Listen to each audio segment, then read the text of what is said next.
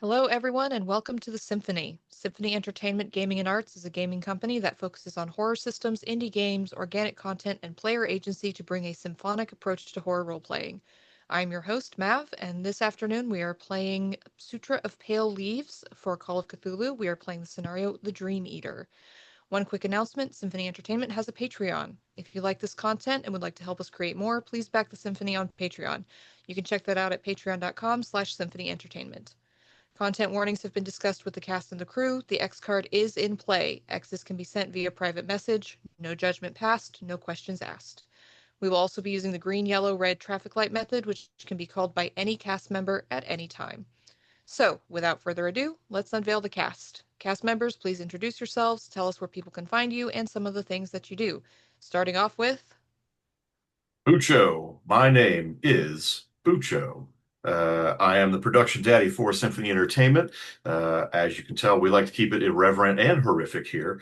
You can find me at my Linktree at linktree dot, I think it's link.tr or whatever. It's a stupid link. But that's where you can find all of my books, all of my painting, all of my blogs, all of my LinkedIn.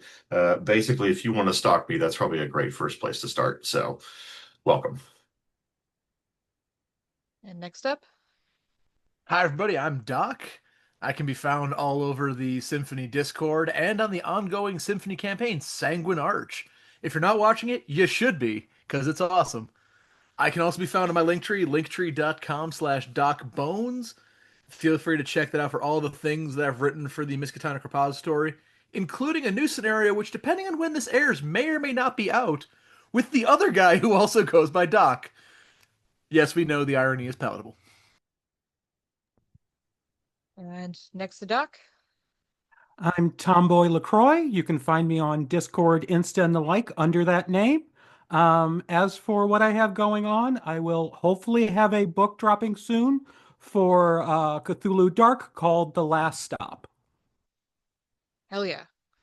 And last but never least, Hello, I'm Perry Clark. I am pretty much mental health related. Sorry, been out a little practice this week. Licensed marriage and family therapist. You can also find me at my podcast, Untying Knots, Minds and Souls Untethered. I'm also playing Kingston Biko Garvey on the Old Ways podcast, Silver Streams. And you can also catch one of my GMing sort of debut over on Apochromatic Unlimited with the Reunion of Threads. fantastic. And now let's jump into some horror in 1980s Japan. You have all been investigating the horrible nightmares that have been afflicting a small town named Ikaruga. And on our last session, you went to visit an elderly man named Taniguchi, who was a calligrapher who showed you some, specifically Trent Landry, showed you some of the calligraphy he was working on for a book he called The Sutra of Pale Leaves. And you agreed to go to the temple to pray with him that evening. He goes to the temple every night to pray for the spirit of the girl he accidentally killed in a car accident last year. So you decided you were going to go get some food and regroup, essentially, talk over some things before going to prayers. You went to a small restaurant. It's the owner spoke English, actually, pretty decent English. He interacts with a lot of the tourists who come through here. He was happy to have some more English speakers that he could practice with. You had a nice meal, listening to the tired, very tired chatter of the people around you. Everyone was moving fairly slowly, talking to each other, but in slower tones. Uh, you're starting to feel that ennui that comes from a town that hasn't slept very well in a long time. You have made your way to the train to make your way back to the temple. You're headed towards Momojidera, or the Temple of Autumn Leaves. It is getting close to 8 p.m. when Taniguchi-san makes his prayers. What did you discuss? Just tell me in brief what you discussed or what you came up with during your dinner.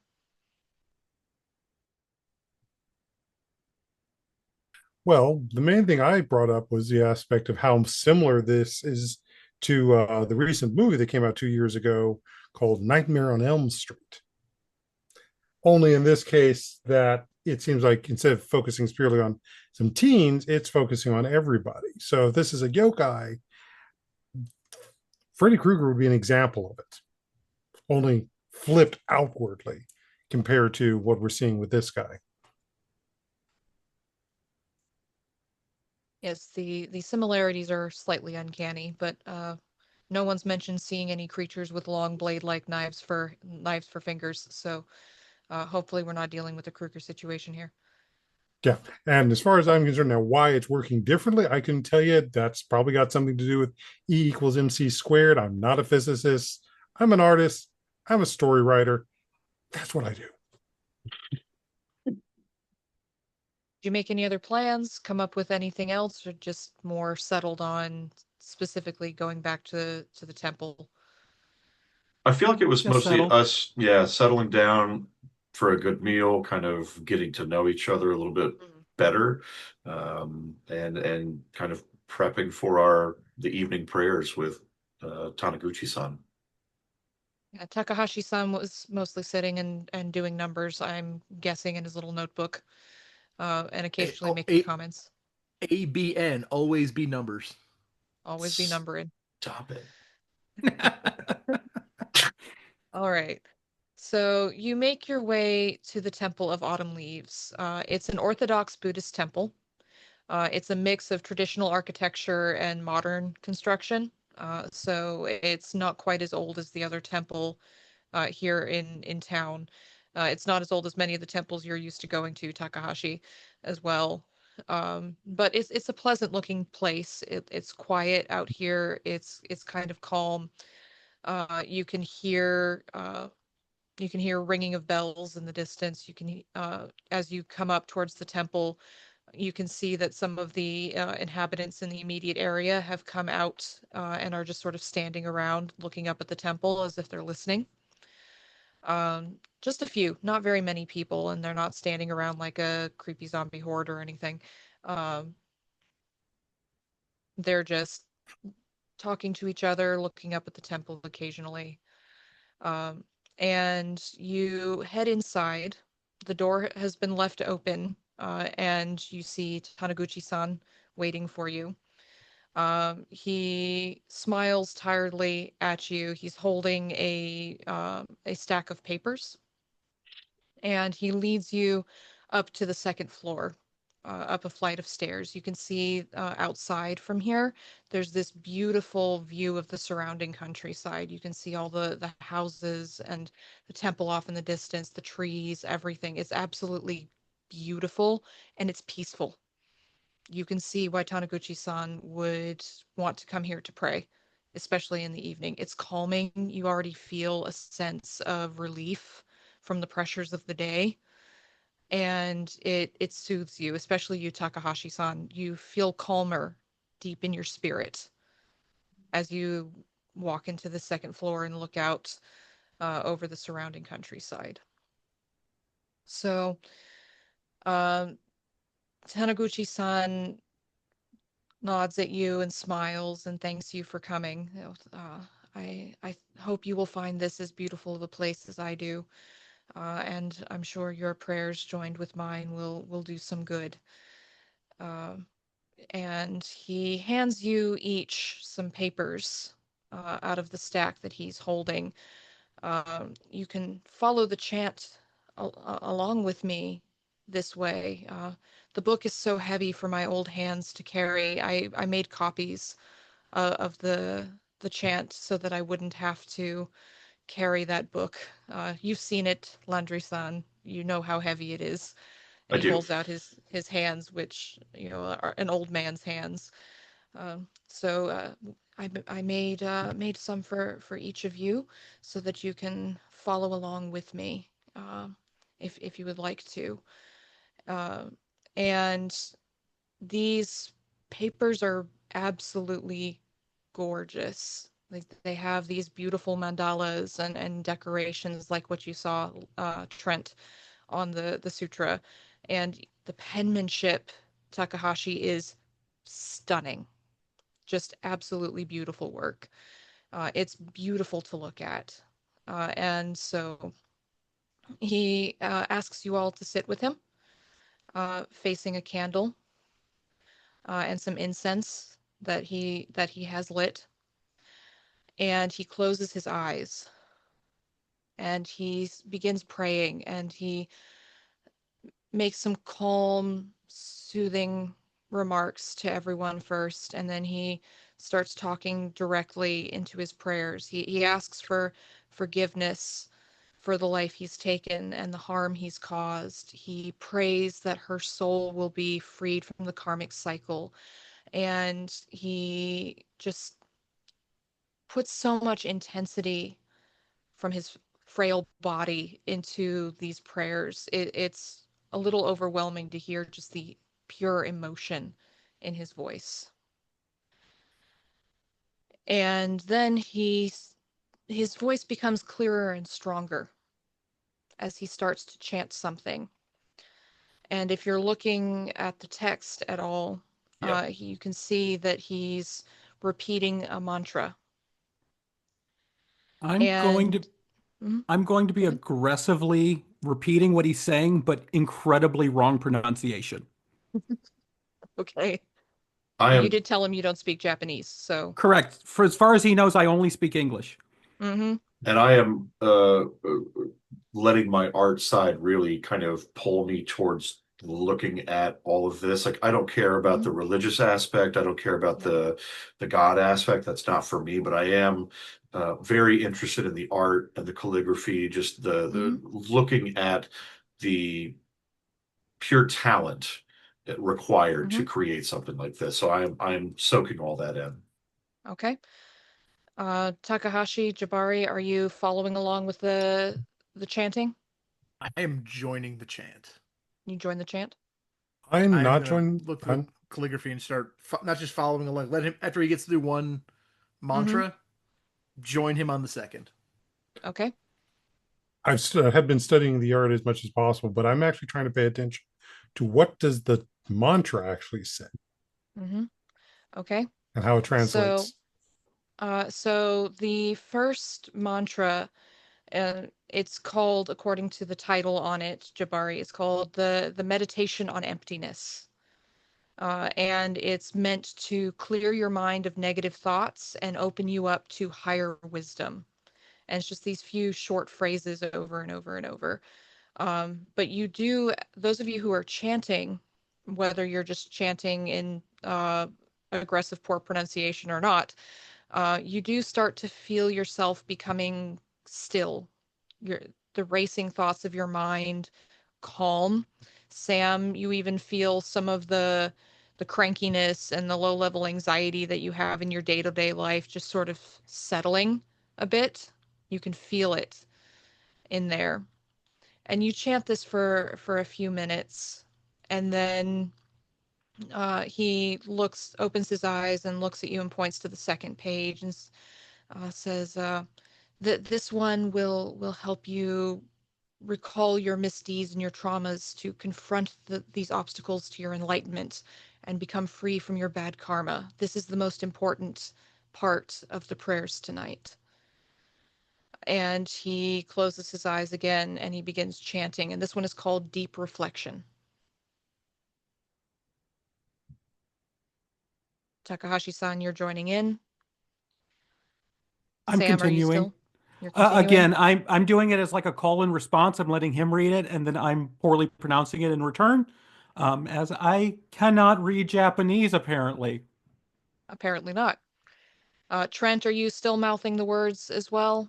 No, Or are you? I'm not mouthing Yeah. anything or chanting. Okay. I'm just paying attention to the artistry and Okay. following along, but I'm not mentioning anything. No. Okay. So, Trent, you can give me an art craft roll if you have any art, or I or you can give me a hard spot hidden. I don't Do you have have art. do you have forgery? I don't, shockingly Okay. enough. I didn't even think Sh about that as a, okay. but that makes sense. Uh, I can do so spot hidden you though. hard spot hidden.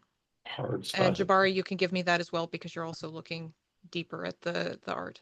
That's a 23 under 55, so my hard would be a 27, so I'm good. Okay. No, I got a 70 and 70, so Okay. it's a success. Regular success? Yep. Was that for art or was that for spot hidden? That was for my drawing art. Yeah. Okay, so you got a success. Yeah. So both of you notice as you're looking at these mandalas, which are gorgeous, and they almost seem to move slightly as you look at them, the way a good piece of art seems to follow you, right? The way you look at it, and it shifts a little bit. But both of you notice as you're looking at it that, especially for you, Trent, because you took time to look at the original Sutra book that he had in his home. These pages are immaculately perfect. You glance over Trent at Jabari, Jabari, you glance over at Trent's pages. They're identical. Absolutely perfectly identical. The strokes are down to a hair's width identical. There's not a smudge, there's not an error, nothing. You would think this was a photocopy if you couldn't tell that this was written in pen, calligraphy pen on this page. Like, Trent, this looks exactly like the one you saw in the book back at his house. It's incredible how perfect it is. And is Jabari, is he chanting right now? No. I'm gonna if I notice that mine looks similar, I'm gonna look over at him and just kind of see if I can catch his eye, because he is the artist of the group. Um, just kind of like wordlessly point at my pages like they're perfect. And I'll nod back and it's like, and I'll nod yes, and then shake my head no, because nothing can be reproduced that way, I know. in that perfection. It's weird. Yeah. Yeah, it's incredible how perfect it is.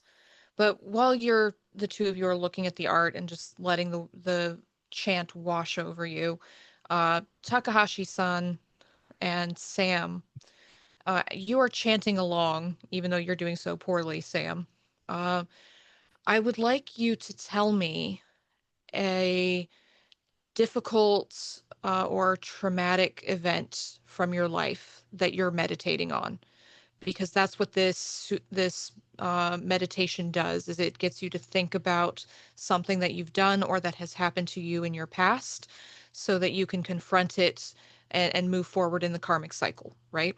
So what does this chant bring to mind for you? What is that event? And we'll start with Doc, with Takahashi.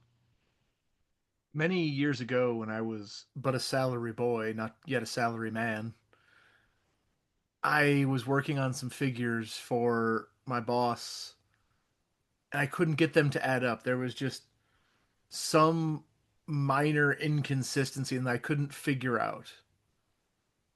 And so I lied about them. I fudged the numbers enough that they worked, but to a degree that shortly thereafter it was discovered that the numbers weren't adding up. The budget wasn't right. And my boss, though he was able to retain his job, was reprimanded heavily for it, and in many ways his reputation never recovered. And I took that to this point. I've hidden that from everyone because my shame in that incident is immense. And so that is what I am meditating on. You meditate on that, you see your boss's face, you remember the feelings of shame and guilt that plague you to this day because you've never admitted even to yourself just how wrong what you did was and how badly it hurts the person you work for. It this deep shame comes bubbling up inside of you. What about you, Sam? So I'm meditating on my lost love, Omar Dewhurst. We started dating when we were in middle school, which was the highest amount of schooling I made. He went off to the Korean War and We sent a couple letters back and forth, but at the end of the day, the letters stopped, and I never knew if he came back from the war. He never spoke to me again. The family just kind of ghosted me, and I've had this like deep fear and just kind of hatred towards the world about all of this emotion that I've been ruminating on for years and years and years. You feel those emotions welling up inside of you, the fear from when he went overseas. Would he come back? You feel the anxiety from not hearing from him, the long years of worry and wonder, the self-doubt of why didn't he come back to me? If he's here, why wouldn't he come back for me? Why me? And you confront those feelings, those emotions. You let yourself feel them in a way you haven't ever, ever. And you start to feel tears running down your face because you're experiencing the emotion.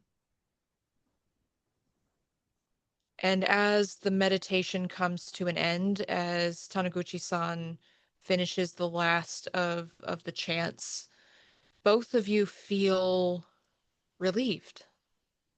You feel stronger.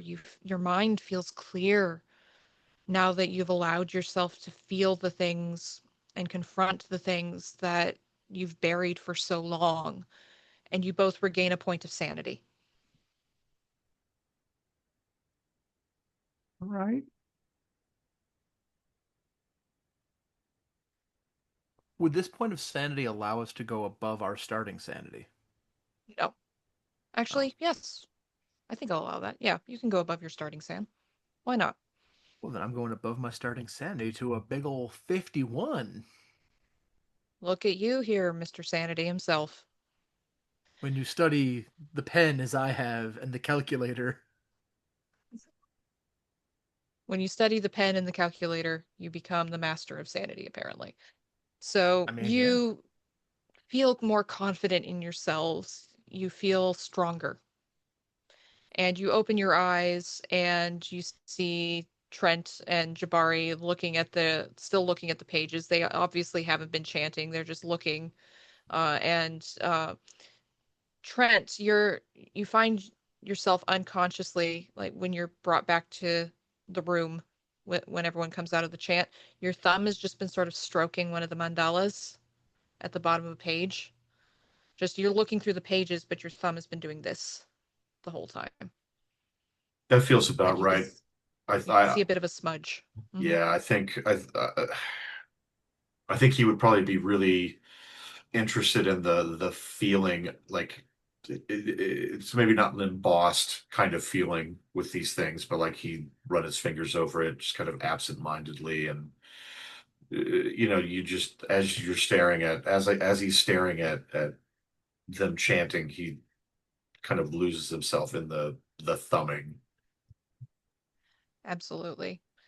And Taniguchi-san tells you that you can keep the papers if you would like to, if you would like to revisit the chants at some point. Uh, I would love to. That'd be, yes, thank you. it has been the most helpful thing for my mental state since what happened, and if it can help you, or even if you just want to look at it, you are welcome to do so. Taniguchi-san, I have a question to ask you in this moment. Of Actually, you know course. what? You know what? I wouldn't know this right now. Never mind. Okay. He collects his own papers and makes sure the incense is no longer burning, the candles are no longer lit, and says, if you would like to stay the night with me, you are more than welcome to do so. I have space in my home. No one has entered since the monk stopped visiting, but you are welcome to spend the night if you would like to do so, or I won't be offended if you want to go back to your hotel. I do have one question, Mr. Tamagotchi-san. So Taniguchi. That's what I said. He smiles. Anyway, the monk, you said he stopped visiting. Was he from here? Because this was really helpful. I would love to meet him if I could. Uh, he, I think he was from the Horiyuji Temple. You could go there tomorrow to speak to him. Uh, I believe that's what he said.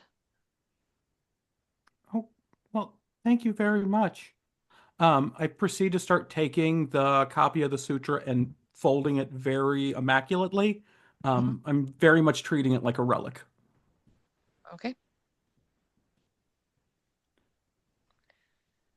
So you said the monk will be at the temple tomorrow at the Horiyuji Temple? I would imagine so. If he's part of that temple, he would likely be there. I'm sorry, above table, did we get his name or do we just know him as the monk? Just the monk. Just the monk, yeah. Okay. Okay. So I will try and catch Trent's eye at the idea of us staying at his home and nod and point at the paper. Agreed. Yeah. And then just without actually physically pointing towards so he can see me, but I'm pointing towards Hiroshi-san so that we can do a comparison in secret. I'm already interested in very much checking out the rest of the stuff in his house for sure. Yeah. Want to do a little snooping? I'd say it's more of a professional courtesy, like or a professional curiosity, rather. Like because what I've seen in these pages is so meticulously well done, and it matches the talent and the skill that we saw in his hanging calligraphy scrolls. So it feels like it is a home worthy of being inspected, rather like not snooping necessarily, but certainly looking around and trying to like see what other kind of really fantastic pieces exist in his home. Okay. Takahashi-san and Sam, are you going to go along with this?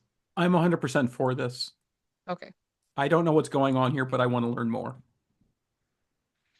It would be an honor to stay with such a skilled calligrapher as yourself. And perhaps I could observe some of your work this evening. He bows slightly and says, I would be honored to have you in my home. And you all head back to his dwelling. He carefully puts the papers into his writing desk, the ones that he made for himself. You didn't see him use them in his prayers. He likely didn't need them anymore because he's been praying for so long, but he keeps them with him in case he needs a reminder, perhaps, or maybe he just likes the comfort of having them nearby. But he puts them away into his desk. You see he locks the drawer with the little key, and he makes you all tea. And you can sit around and talk to him a little bit. If you'd like to look at anything or do anything specific, let me know. I would politely ask if he had any samples of his calligraphy under the guise that I appreciate the artwork and would like to see more of his, since he's been kind enough to welcome us into his home. I would like to see what he has to praise his art, even like going in knowing I'm going to say nice things about it, but just ask him if he has any samples that I could look at as a highlight of his skills. He brings out with a smile. He seems excited that you want to talk about his work some more. A sample of some haiku. So these were practices. I didn't sell these or put them on my wall.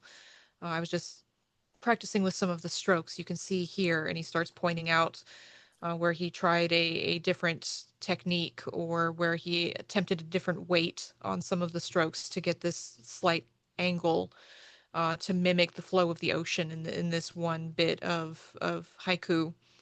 And he shows you these bits of poetry that he worked on, and he talks about how they're practiced, but they could go up on a wall immediately.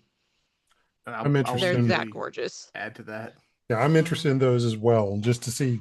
And I'm going to ask is like, can I see any of his other practices that of how he evolved his style towards this. Mhm. Yep, he shows you some of his work. He says, "I haven't kept everything. I've been in this business for many decades. You understand." Well, especially Uh, with this recent work of you're doing with the Sutra. oh, well, you have the ones that I've made. Right.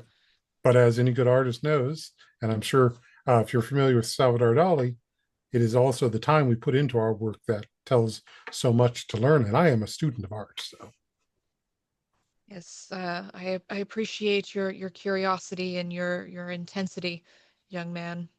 It will serve you very well in your profession. And he pulls out some earlier work that he's done over the last few years. He shows you some pieces from that he did keep from his student days, mhm. long time ago. And you can see not quite as skilled, not quite as practiced. It's interesting to look at, but he was a good calligrapher even when he was first starting out. He had a natural skill, a natural talent. He shows you some of the other pages he's copied out from the Sutra, and there's similar meditations, right there. So it's similar to the things he was praying through today. Just again, immaculate. You don't know if they're exactly the same as what's in the book because you haven't looked at it in the book, but they are absolutely gorgeous. Not a smudge, not a smear, nothing. I will say, Mr. Taniguchi, this tea is wonderful, but I'm used to it black and with a little bit of lemon, sugar, and ice. You have any of those around here? He blinks slowly. Uh, I have some sugar, Percy-san. Uh, I might have some lemon, but ice, no.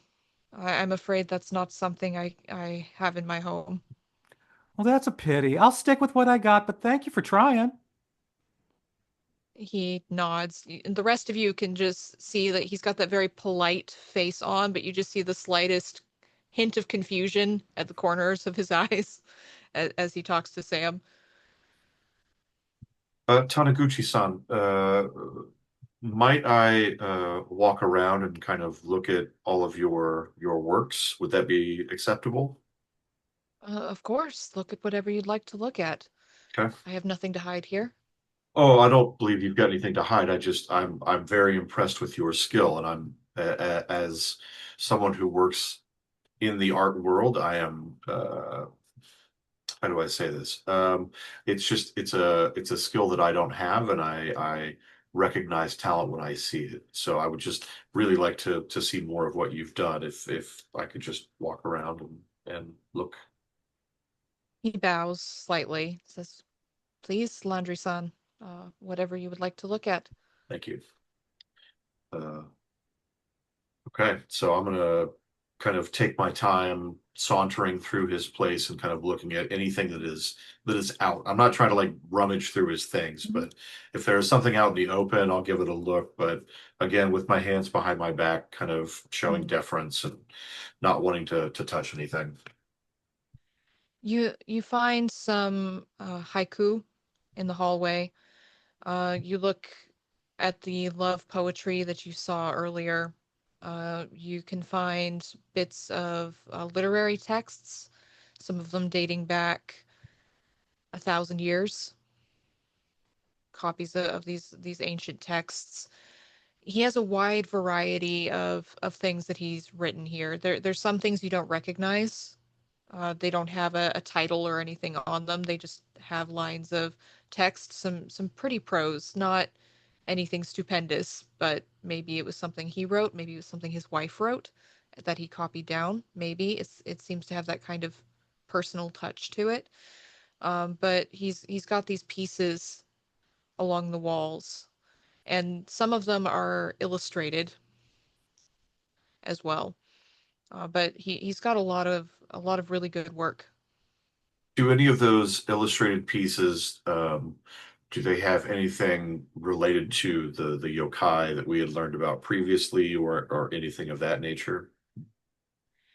Not that you can see. He doesn't seem to do much with spirits. Most of the imagery you see is nature. Okay.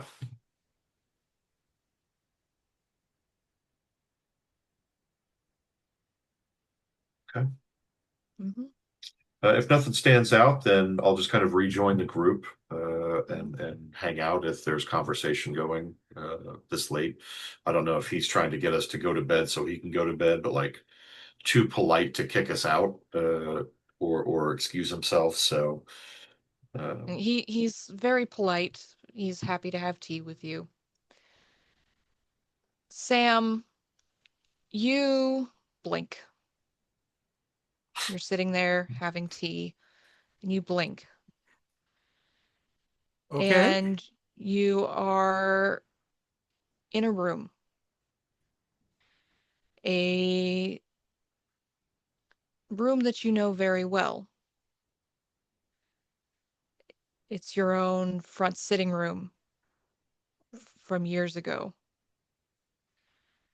And there's pictures of your parents from their wedding day on a mantelpiece, and these little floral chintz covered couches, and a table, and some tea that's rapidly cooling that you haven't even paid attention to because he's standing in front of you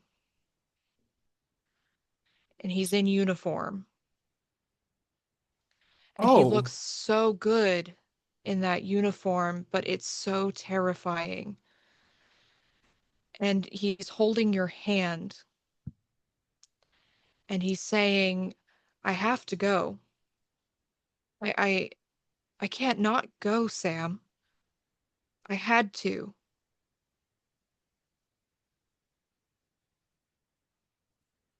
You don't have to go. Please stay. It's my duty. I have to. Other people My can die for you. my brothers have gone, my friends have gone. Do you think me a coward? I don't care about your cowardice. I care about you.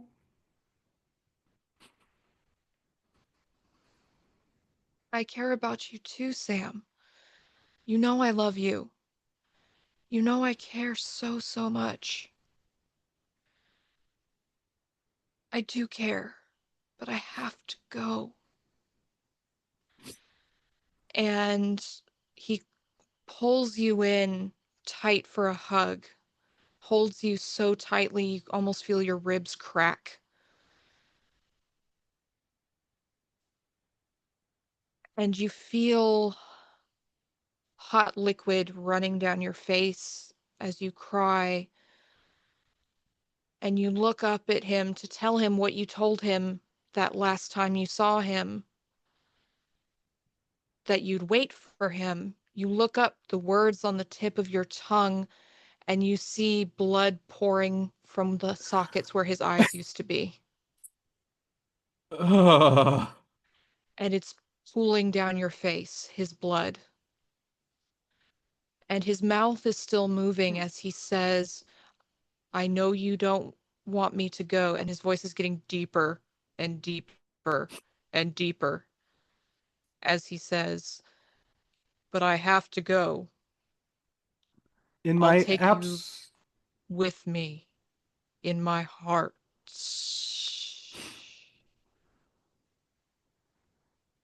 I hug the apparently decaying Omar as hard as I can.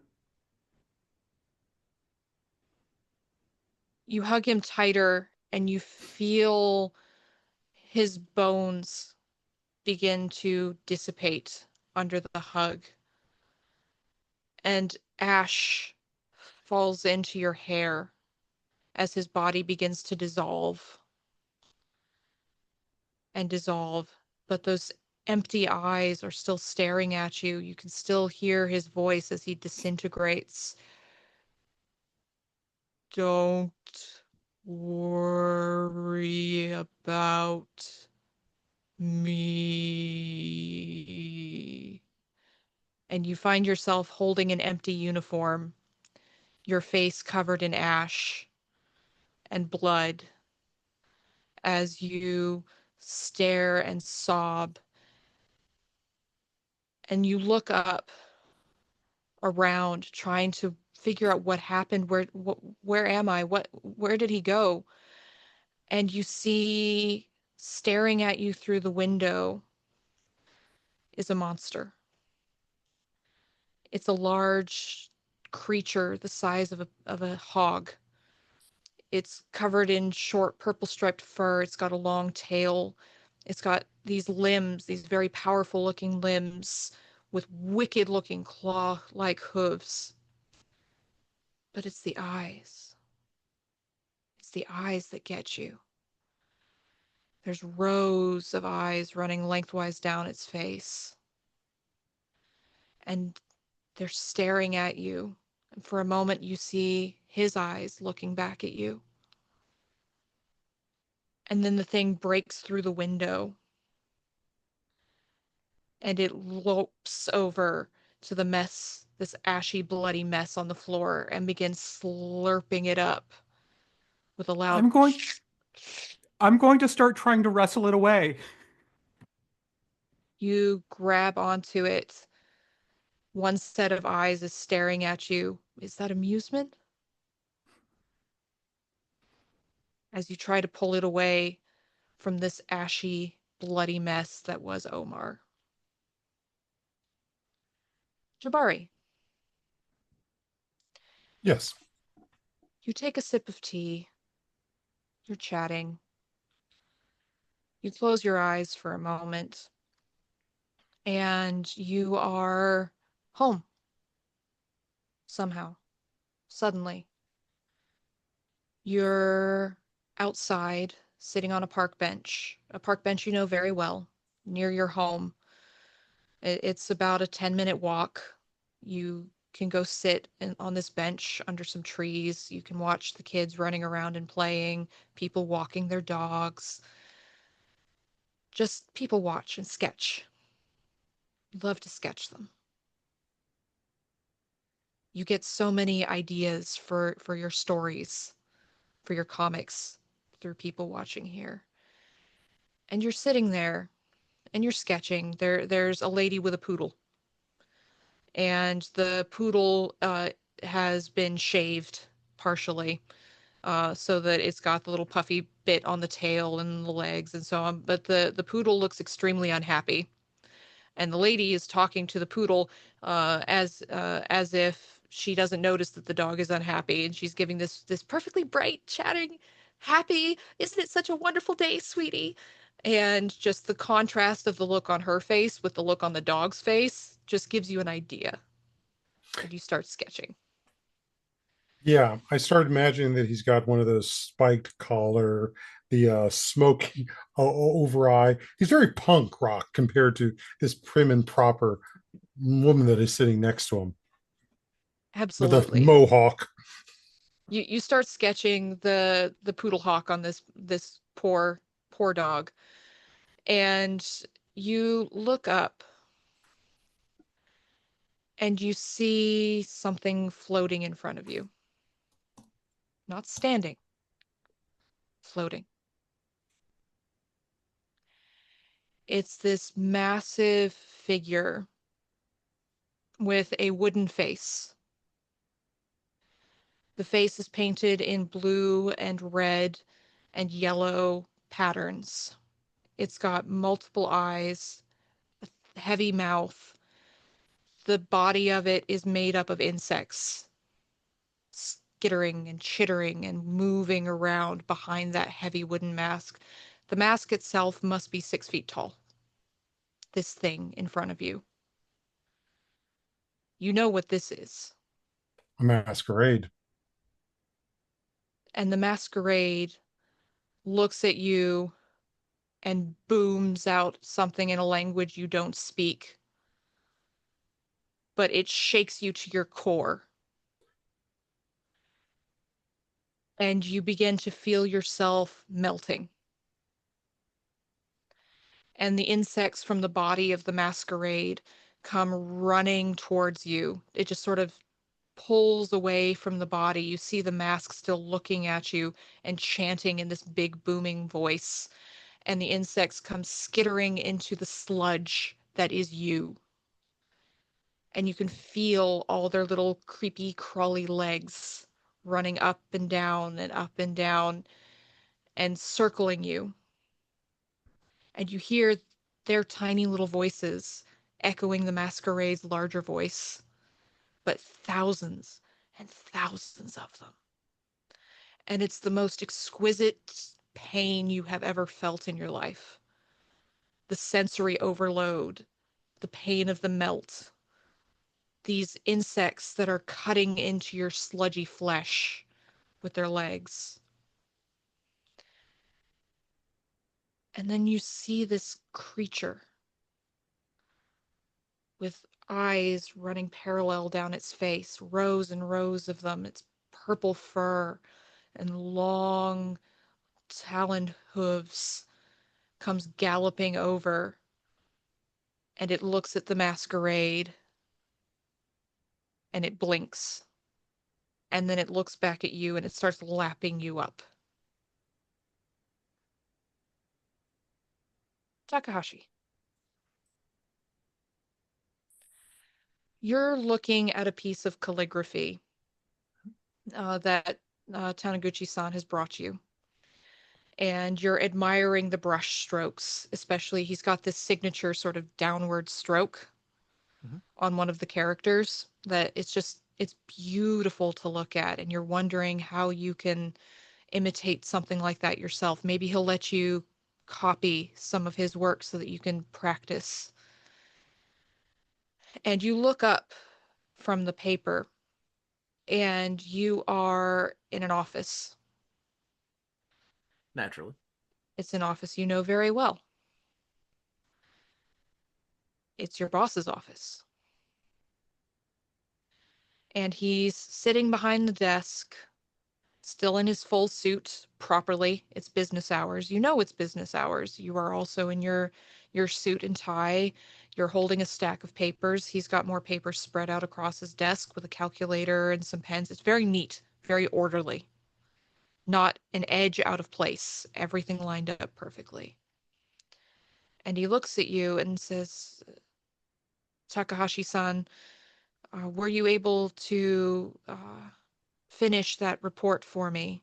I know you had some trouble with the numbers. I am still working. I'm struggling to make the report match. But I promise you I will have it ready for you by the first thing tomorrow. You had better, Takahashi-san. This is an important report. We need these numbers as quickly as possible, or the company could lose a lot of money. I understand. I will work through the night if I have to. I will make sure that this report is prepared for you. I know you work very hard, but I need you to work harder. I understand. And he looks up at you. He looks a little tired. You're not used to seeing your boss look tired. But he's got this strange look in his eyes. And as he starts speaking, the words that he's saying are not matching the way his lips are moving. And you hear his voice almost as if it's coming from all around you, saying, I know what you did, Takahashi-san. Did you really think no one would ever find out that it was you?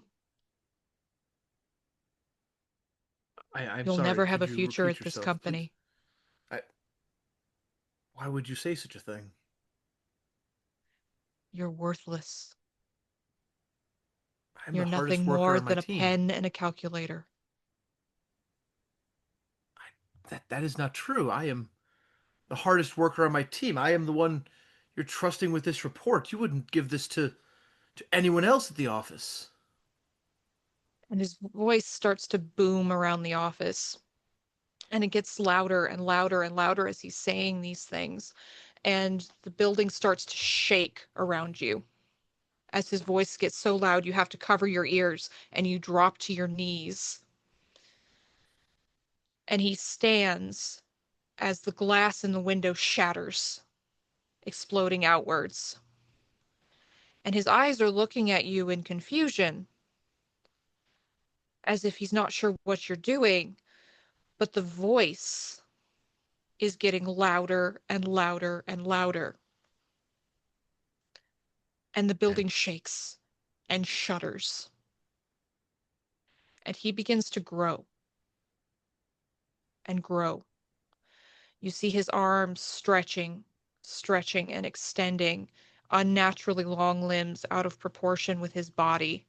His head extends out and up, almost like rubber. And those hands, those impossibly large hands, reach out towards you. But before they can grab you, as he's speaking these words you don't want to hear, but that you've been speaking to yourself in your innermost consciousness, the building collapses in on top of you. And you feel yourself falling through 12 levels, but slowly. You can see every shard of glass, every tiny bit of metal. You feel every agonizing moment as you hit floor and break through it. Hit someone's coat rack on the way down, piercing your shoulder. Every little moment is magnified for you. It's as if you're deep in your numbers and time changes and stretches depending on how interesting it is for you. Well, at this moment, it is not interesting. It is painful. And you collapse with the building on top of you, and you're still alive. And you see this creature comes bounding towards you with this purple fur and these rows of eyes and this long tail. And it rakes you across the face with its claws. And it leans down and begins to lick your blood. And you feel every last drop as it feeds from you. Trent, you're having a walk around the house looking at these poems and everything, and then you come back, you sit down to talk to people, talk to Taniguchi-san, and you sit down and you're on a hard wooden chair. And you look around. You're in your classroom at the academy when you were going through training. There's people all around you, your classmates. Oh, you know her, you know him, you know them. You worked very hard to be middle of your class at least. Oh, there's Sarah, top of the class as always, working hard on, what is it? Oh, you've got a test today. Shit. You can't remember what the test was? If you studied for it, you don't even remember what class you're in at the moment. And you look down at the paper, but your head is swimming and the words are kind of blurry, and fuck, how hard was I drinking last night? And you look wildly around for clues, trying to figure out what classroom you're in, what test could I possibly be taking right now? And you hear, Landry, eyes on your own paper. I wasn't looking at anybody else's paper. And you see Professor Dawson, who's one of the agents who teaches criminal law here at the academy, looking at you very sternly. Professor Dawson never really liked you for some reason. Maybe it was because you have a higher degree than him. That might have something to do with it, with your PhD. But he's looking at you very sternly with his tie slightly askew. He's leaning on the edge of the desk and says, "You have 30 minutes left. Focus, everyone. Remember, this test is worth 40% of your final grade."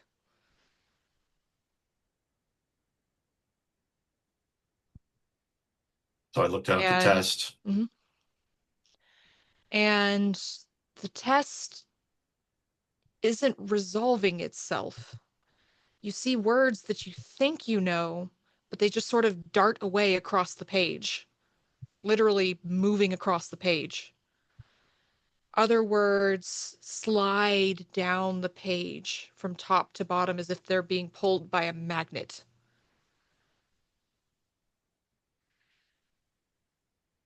You hold up the paper, you try turning it and twisting it and trying to make sense of what's happening. And you look down at your desk as these letters are falling off, and you see these letters assembling themselves.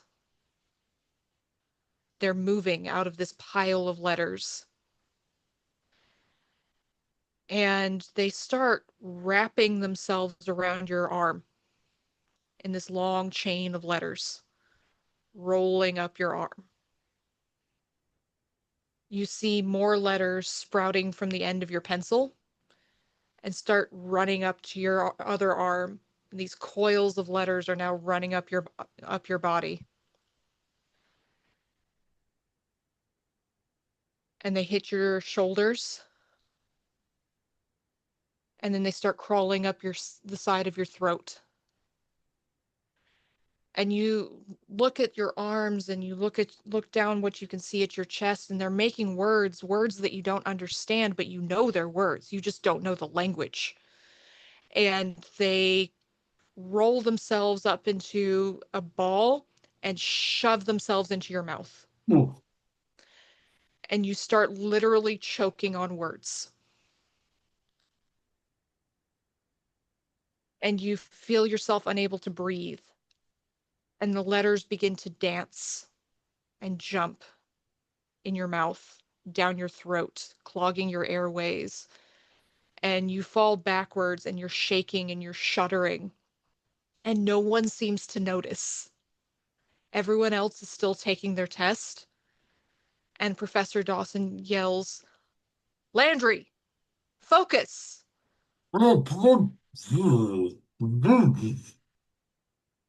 And your lungs begin to contract as you feel the words making their way down into your lungs, filling your body, and they just keep coming, and they keep coming. They're going up your nose, into your ears, inside your body. You can't breathe. And Professor Dawson looks at you and says, "You were never going to pass this class anyway." And he nods, and this purple-furred creature with rows of eyes and long, sharp clawed hooves comes leaping off his desk onto you. And you feel the claws running across your throat. And these letters, instead of blood, come gushing out of you. And you feel yourself dying as you are devoured by this creature. And you all wake up screaming. Of course. Reasonable. Choking That- on that- letters is my favorite. It's my favorite terror so far. As a writer, that's my favorite so far. Bucho's just afraid this is going to awaken something in him. Too late. So you're all going to lose 1d4 SAN if you fail your sanity roll. And if we somehow succeeded? If you succeeded, you don't lose anything. Okay. Well, at least it's not Delta 25. Green rules. I I got rolled an a 88 over 51. I got a Oh, 16 under jeez. 55, so I'm good. Okay. I rolled a 99. What's your SAN? My SAN is 59. Damn it. Okay, so not a fumble. Oh, I was hoping Uh, for a fumble. Takahashi, you lose 1. I Jabari, rolled you a lose 3. D4. I'll take the 1 because I rolled a 4 on my D4. I'm back to starting sand, baby. You all wake up screaming Mm-hmm. on these mats that you're sleeping on in the 2 guest rooms, essentially. Sam, you're in one, the boys are in another, and you all hear yourselves screaming.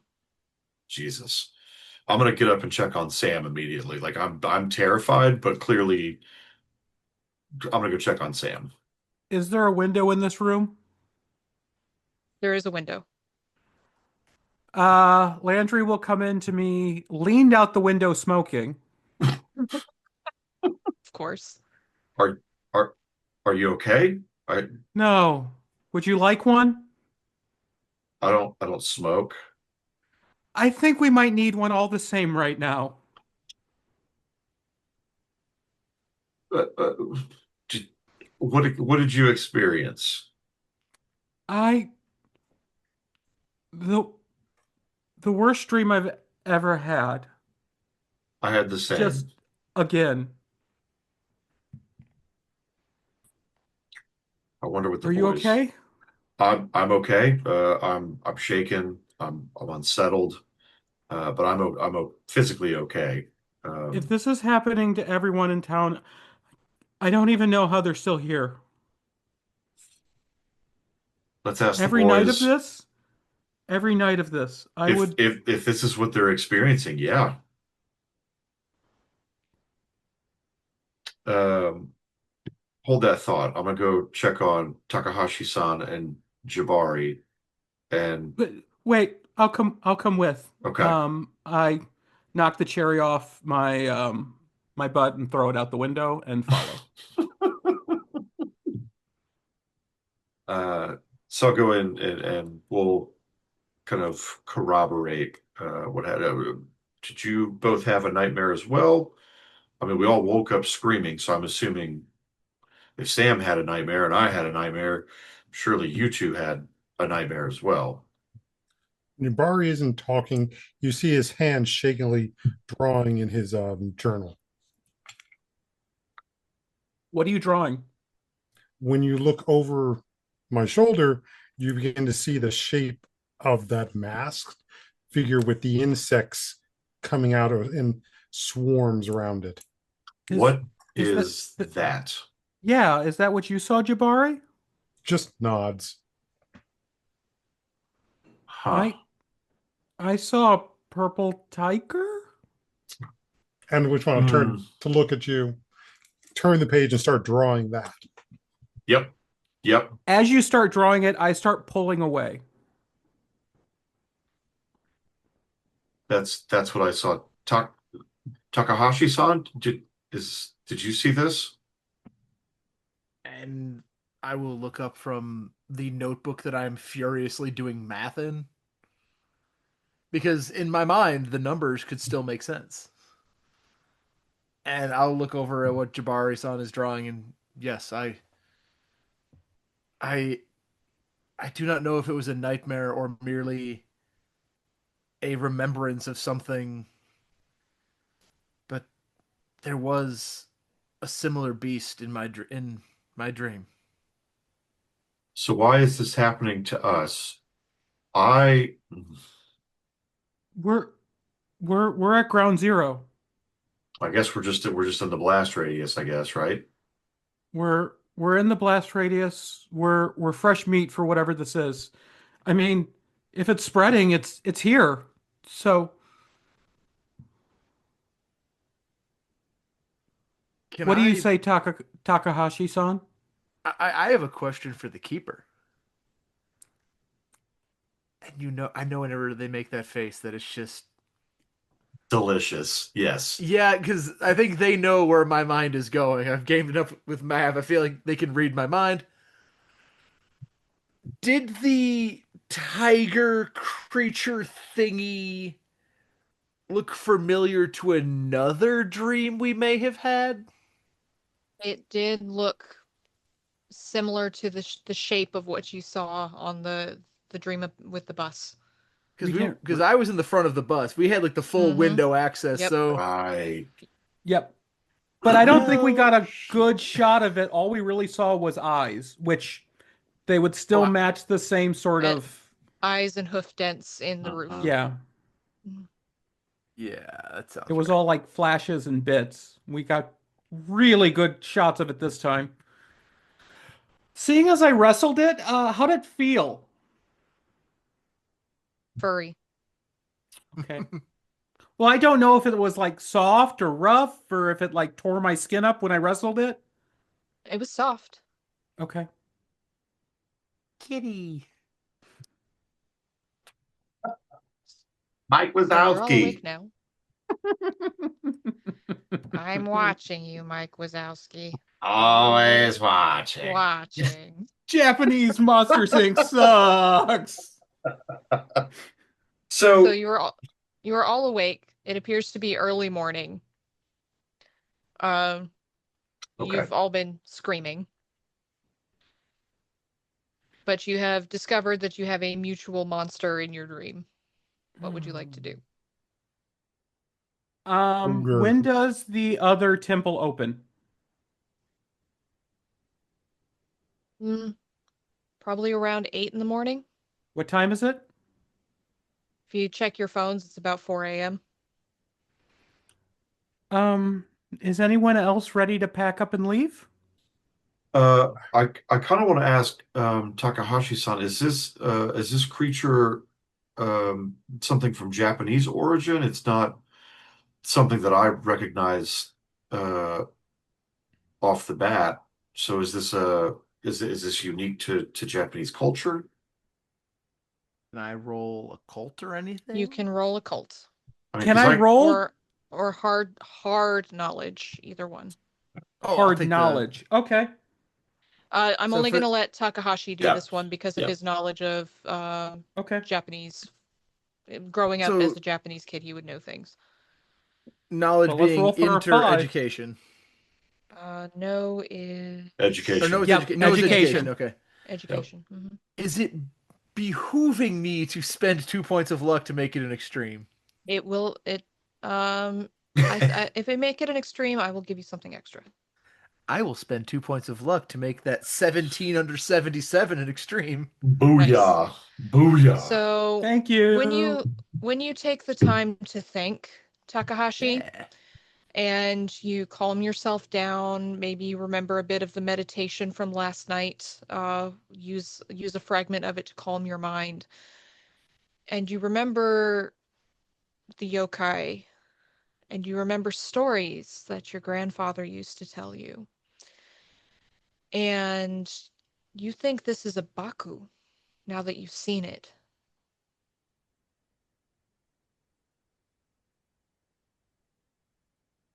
It's normally benevolent, though. It's not normally, well, it doesn't normally eat people. It's supposed to eat bad dreams, not make bad dreams. But it sure looked like one, a purple one, but it looked like one based on what your grandfather described to you. It was a one-eyed, one-horned, flying purple nightmare eater. I swear to God, I was just trying to figure out how to make the So- same joke. I swear to God, I was just thinking When- about that. When I read the description, I made that joke to myself. And you I know mean, it's how- either going to how be could you Bucho or not? me doing it. How could you not? I mean, it's right there. I was thinking when you first described it, but I wasn't going to say anything and disrupt your flow. So you think it's a baku. I have a weird brain connection thought. I want to see if it flows from what you've just passed on. Okay. Knowing that Baku tend to eat bad dreams. Mm-hmm. And this is like pure like a Takahashi saying this to the group. Baku eat bad dreams. What if this one is causing bad dreams to have a meal on them, rather than just finding and seeking bad dreams spontaneously? It's causing them and creating a buffet of food like an American would eat. It puts so much food in front of itself that it can't stop eating. Rude, but I suggest we need an old priest and a young priest at this point. For what purposes, Sam? I believe We got to get rid she of is this somehow. exorcism. Oh, I thought you were going a different route with that. No, that's for the celebration party afterwards. Well, why? So Dirty laundry, son. And Taka-san, do you remember any of the tales about how to deal with a Baku? Well, I was going to ask, why would it change the way that if this is a Baku, why would it somehow become malevolent rather than staying benevolent? I do not know that it is necessarily malevolent. In the dream that I had, it mirrored what I meditated on at the temple, a moment of great shame. And although the dream itself was wrapped in pain, the creature came and consumed me in the dream. But what if it is merely consuming the pain Do you and the feel shame like that I had? do you feel like you are without shame now? Peeper, do I? Do I feel any better about what I did as a young salary it's boy? it's your character, Takahashi. How do you feel about waking up from this dream? I was hoping there'd be some kind of a clue there. Yeah, I will but tell you, I don't feel without shame. Like I still I have my memory firmly embedded in my head, and I don't feel any better after that experience. So I don't not remember the memory, but the meditation helped me to find peace with what I had done. yeah, but I didn't do any of the meditation. I I didn't followed either. along. Yeah. But did you feel in your dream that you were attacked, or Yes, Yes. very much yes, so. And I especially in the fact that, and I'll turn the page back to what I was drawing. This isn't one of those things that, much like the Baku, you don't want to mess with. What I what is that first thing you've got there, Jabari? I didn't see that in mine. We call it a masquerade. It is, there are rituals that are going on, that it is a representation of the spirits of the ancestors and of nature. And there is one very big rule: never unmask a masquerade.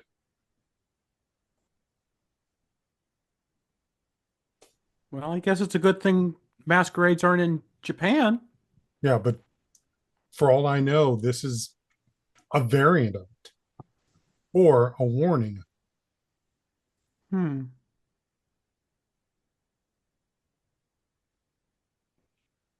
I feel like all it did for me was open up a long closed wound.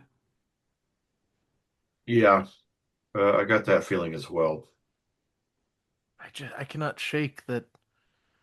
Yes, it was a painful wound to be reminded of my shame, but after the building collapsed on me in my dream, that the Baku came and consumed me whole, bit by bit, as if to say that it didn't harm me in the dream until I had already relived the pain that it was taking from me. That feels right. Yeah. That What feels if very similar to mine. I cannot say this Baku is malevolent? Maybe it is just, maybe it is hungry. So then what's starving it? That's a good question. And I'll bring up the picture of the masquerade. There are stories of famine demons, famine creatures, ones that Do generate famine. do you recall what was said about the meditations that let me check my notes here. That when the Sutra of Pale Leaves came to town, many people began to experience no dreams. Taniguchi-san said that when he began to study with the sutra, that his nightmares stopped. What if his work with this text has caused the Baku of this village to be starved for everything, and it is merely a survival instinct? That taking away the pain and the dreams of the people with this sutra is hurting the native spirit. Then I it's that don't- aspect. Then if he's patient zero, he's somehow infecting everybody else. I do not know that this is an infection, Jabari-san. Well, no, because remember, okay, obviously I know you did not see Nightmare on Elm Street, I do not but watch the such standpoint movies. of I do not have time for such movies. right, but the problem being is if none of these other people have done these mantras, how is it affecting them? But they have. No. I haven't. I No. didn't. We're talking about all of the people in the district. How has our host got them to start doing the prayers? No. Following Takahashi-san's thought. So our host was having bad dreams, and the Baku was eating his bad dreams about the incident, and then our monk friend came and gave him the sutra, and by him having the sutra, it stopped his bad dreams, or more importantly, blocked his bad dreams by having them released in the real world. And then our Baku has to eat something. And then it starts eating everything. So he's still patient zero to trigger Yes. this. Yes. If what Takahashi-san is correct, if I'm understanding it. You've described it perfectly of what I'm trying to say, that without bad dreams, the Baku starves. Right. Not disagreeing, but the transmission to all these other people, none of them have been doing the mantras. Did the monk did he arrive right before all these nightmares started happening? I mean, I know. He brought the sutra to him. Okay. Yeah. But we've got people beyond what we happen to read who have never read this. Mm-hmm. Why then would it be transmitting to them? Because we did remember they said the spread of it. Why is it, if so, the Baku's needing sustenance? Why is it needing such a massive quantity of sustenance if it's only been feeding off one person's bad dreams? Because he was fat and happy off just Taniguchi sama. But now he doesn't have access to those anymore. And he has to get it from somewhere. But think about people's lives. There's any number of people who would have dreams just as potent as his. Why not just move to one of them? Yeah. But he is haunted by his actions with the small child. Yeah, small child. But again, how many people around this village are cheating? How many people are doing crimes? How many people are doing any number of the other sins would be just as juicy? So why not move to one of them? Why him? Why specifically did his creating a famine cause it to do all of this? We need to speak to this monk. Yeah, he I may agree. know. Or we need to speak to a monk. Maybe not this one. I would like to find out about this monk and this sutra, that if it is indeed starving the Baku, we must stop it. The spirits must be preserved. I came to this town seeking a spiritual experience. I have had one. And now we must preserve the spirits. How do you aim to preserve the spirits if they're acting negatively against the populace? I don't know if that makes much sense to me. If this sutra is causing a famine to spread for the Baku, we must find out from where it came. Which also means Takahashi, where the sutra came from. you can make me a know or an idea roll. Ooh, alrighty. I'm actually pretty good at that. Either way, it's a regular success. Regular success. Okay. You would know, I would know. being Japanese yourself, that what a lot of people do to deal with spirits or to figure out what to do with spirits when they're being haunted by a ghost or some other malevolent spirit has come up is they go to a fortune teller. Oh, okay. That's fortune tellers are very revered in Japan. In fact, most fortune tellers get the appellation sensei Okay. added to their name, and they give guidance about getting rid of bad luck and harmful spirits. So I've got a handout I can give you here. I'll put it in the Discord chat.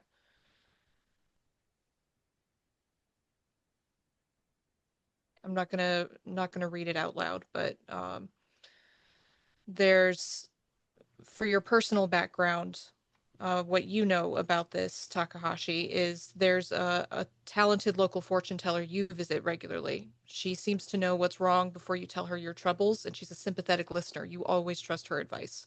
You know that the fortune teller is the kind of person you go to for advice on dealing with bad spirits. That's something you would know. And given it's 4 in the morning, I'm assuming fortune tellers probably aren't accepting walk-ins. Not at the moment, but it's something to keep in mind. I will pass on to the rest of the group. Perhaps we should seek the guidance of a fortune teller.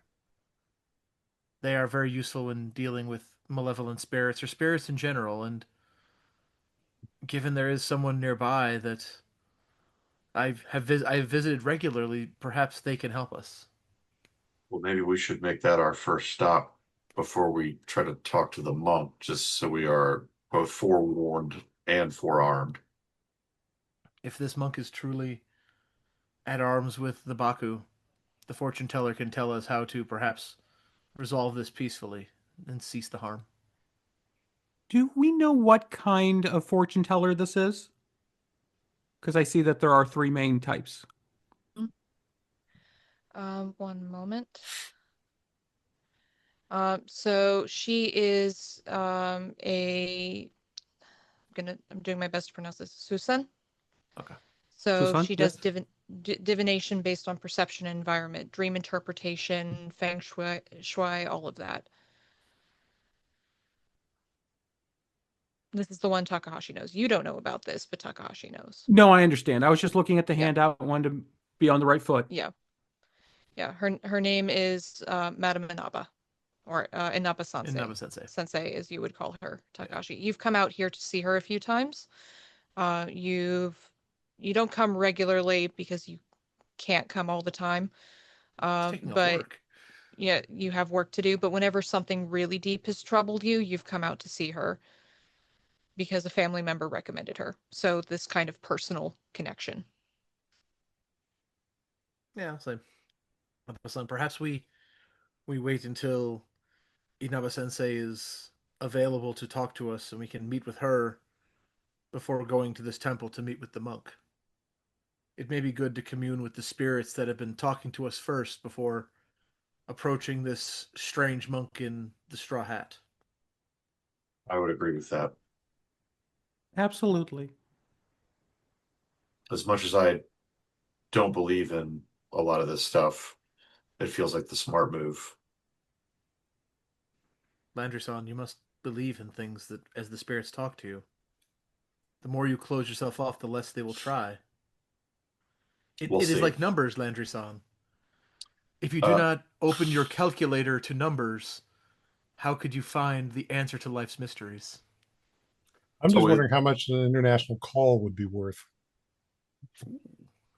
Pretty damn expensive. Yeah, this is 80 something? 86. 89? 86. Yeah, damn.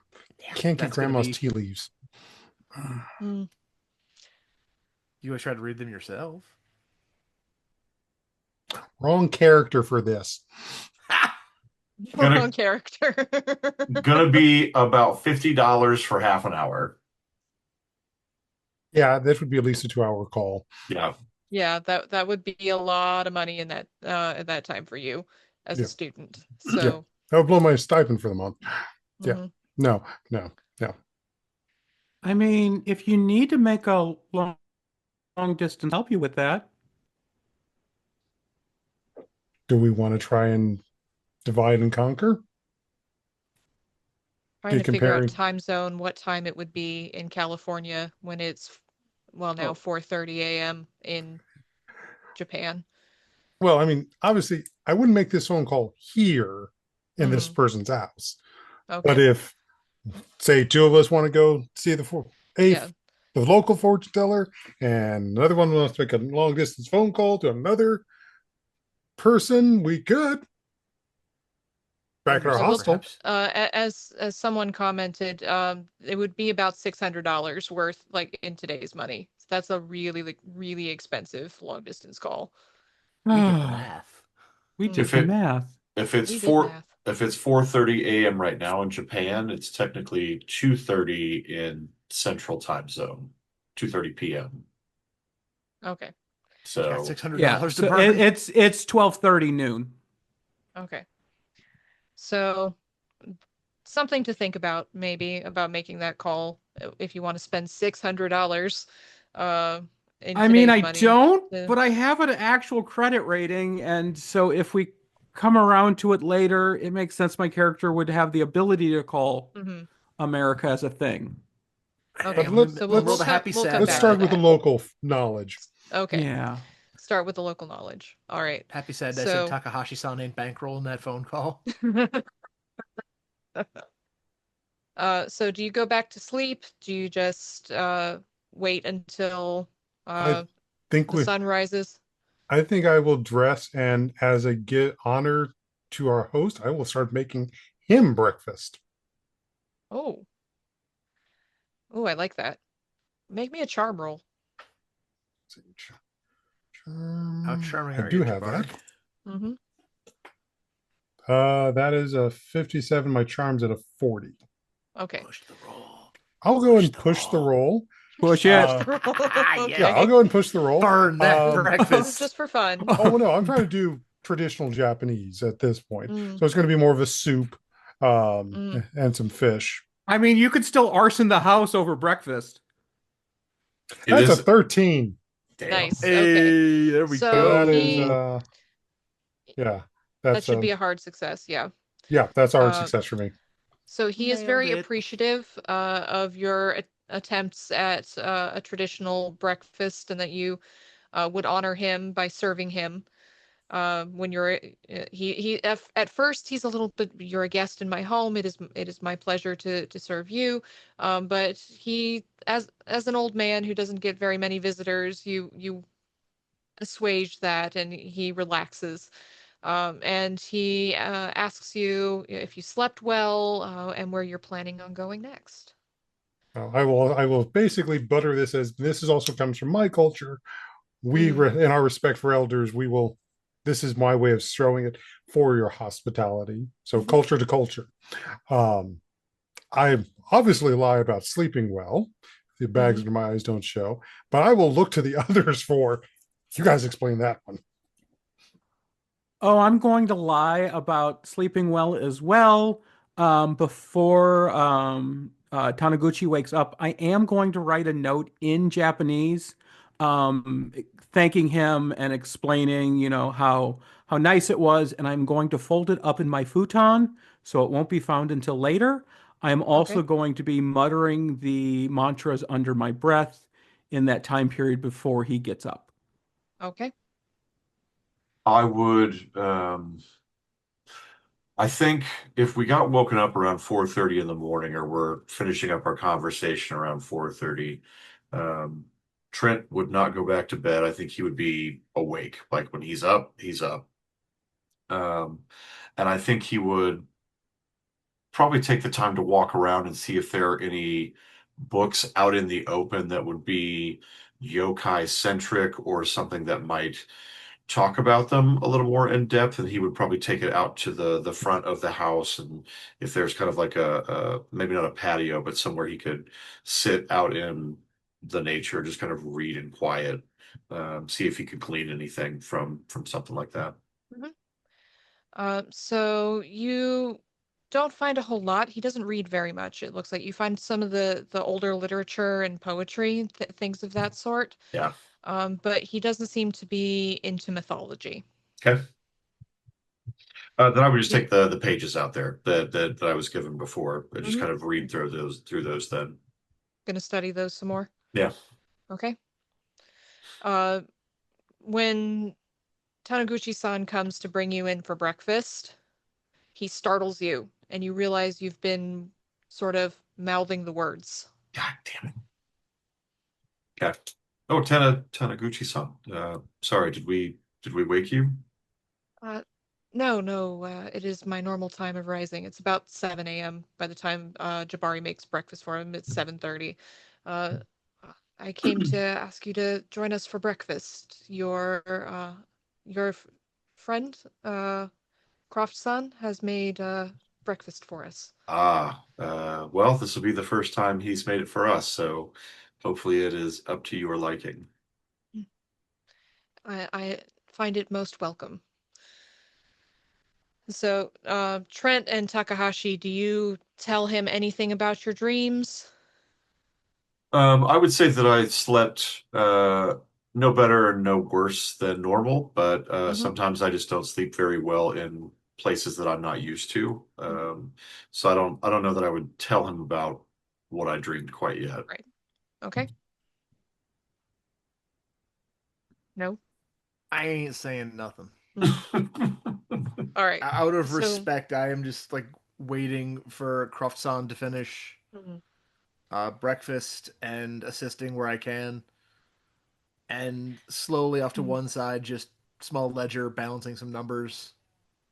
You can all give me a psychology roll. Ooh. Do I have Okay. psychology? I do not. Let this roll with 10%. Bro, eight That is under a 50. 32. If an extreme gets us No, more. Okay. no, that's fine. Yeah, I failed I with a 97. fumbled. Oh God. Okay. So, Trent, you're talking to him about how you slept and everything, and you have the sudden realization he didn't seem to notice all the screaming. It just crosses your mind. The screams were, it's a small house. The screams were pretty loud, loud enough for you to hear Sam screaming over the other two who were in your room. But Taniguchi-san did not come to see what was wrong. And that's interesting. Yeah, it's a little suspect, which is kind of why I'm not telling him about the dream quite yet. Mm-hmm. Okay. Like I'm a little suspect of him. So Okay. yeah. Sam, you fumbled? I fumbled. 96 over 35. Yes. 96. I have Oh my actual God. sight, but I straight up fumbled. You I got straight a up ni- fumbled it. I got a 97 over 50. Okay, not a fumble, just a regular fail, because you have 50 in it.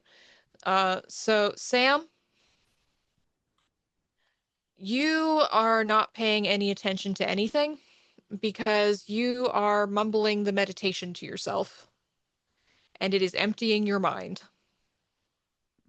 You're not thinking about the dream, which is probably a good thing. You're not thinking about the conversation or anything that's happening. You are just inner peace. All right. And Taniguchi-san looks at you and nods approvingly. I hope it helps. I blink. I go, I apologize. What helps? Oh, the meditations. You seem to have Oh, internalized them. was I? Oh, well, thank you. Thank you so much. Uh, Jabari, do we have any bacon and eggs? Not in this household, from what I saw. You have to do with the fish. Shame. Taniguchi-san just sort of shakes his head. Says, "Well, what will you be up to today?" I believe we're going to go buy some Cupid dolls and possibly hit up the I don't know what's it called, the casino with the little marbles. The Pachinko? Chinko machine. Oh, thank you. I always forget that word. Well, Well, I know at least I will continue to take some photos of some of the temples to mm, continue using for studies for my once I return to school. mm. Well, I hope you have a good day doing whatever it is you'd like to do around town, and I'm glad you slept well, unlike many people, unfortunately, around town. It's good that it seems to not be affecting you. And he smiles. That's good. That's very good. May it continue to be so. Thank you for your hospitality. It's been wonderful getting to know more about you and many of your beliefs. It's been very helpful.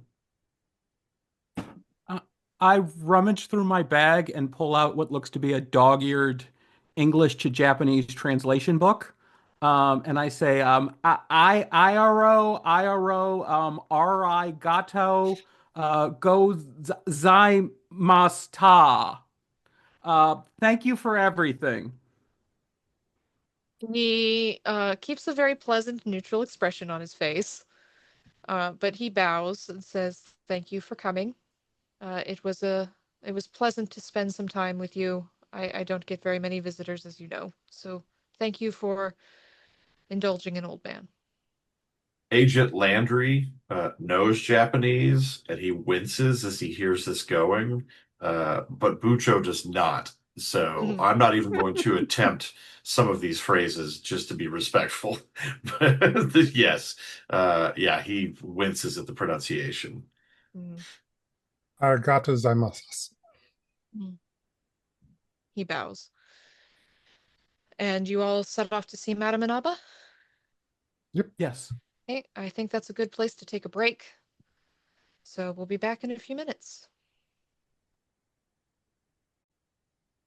Okay. Welcome back, everyone.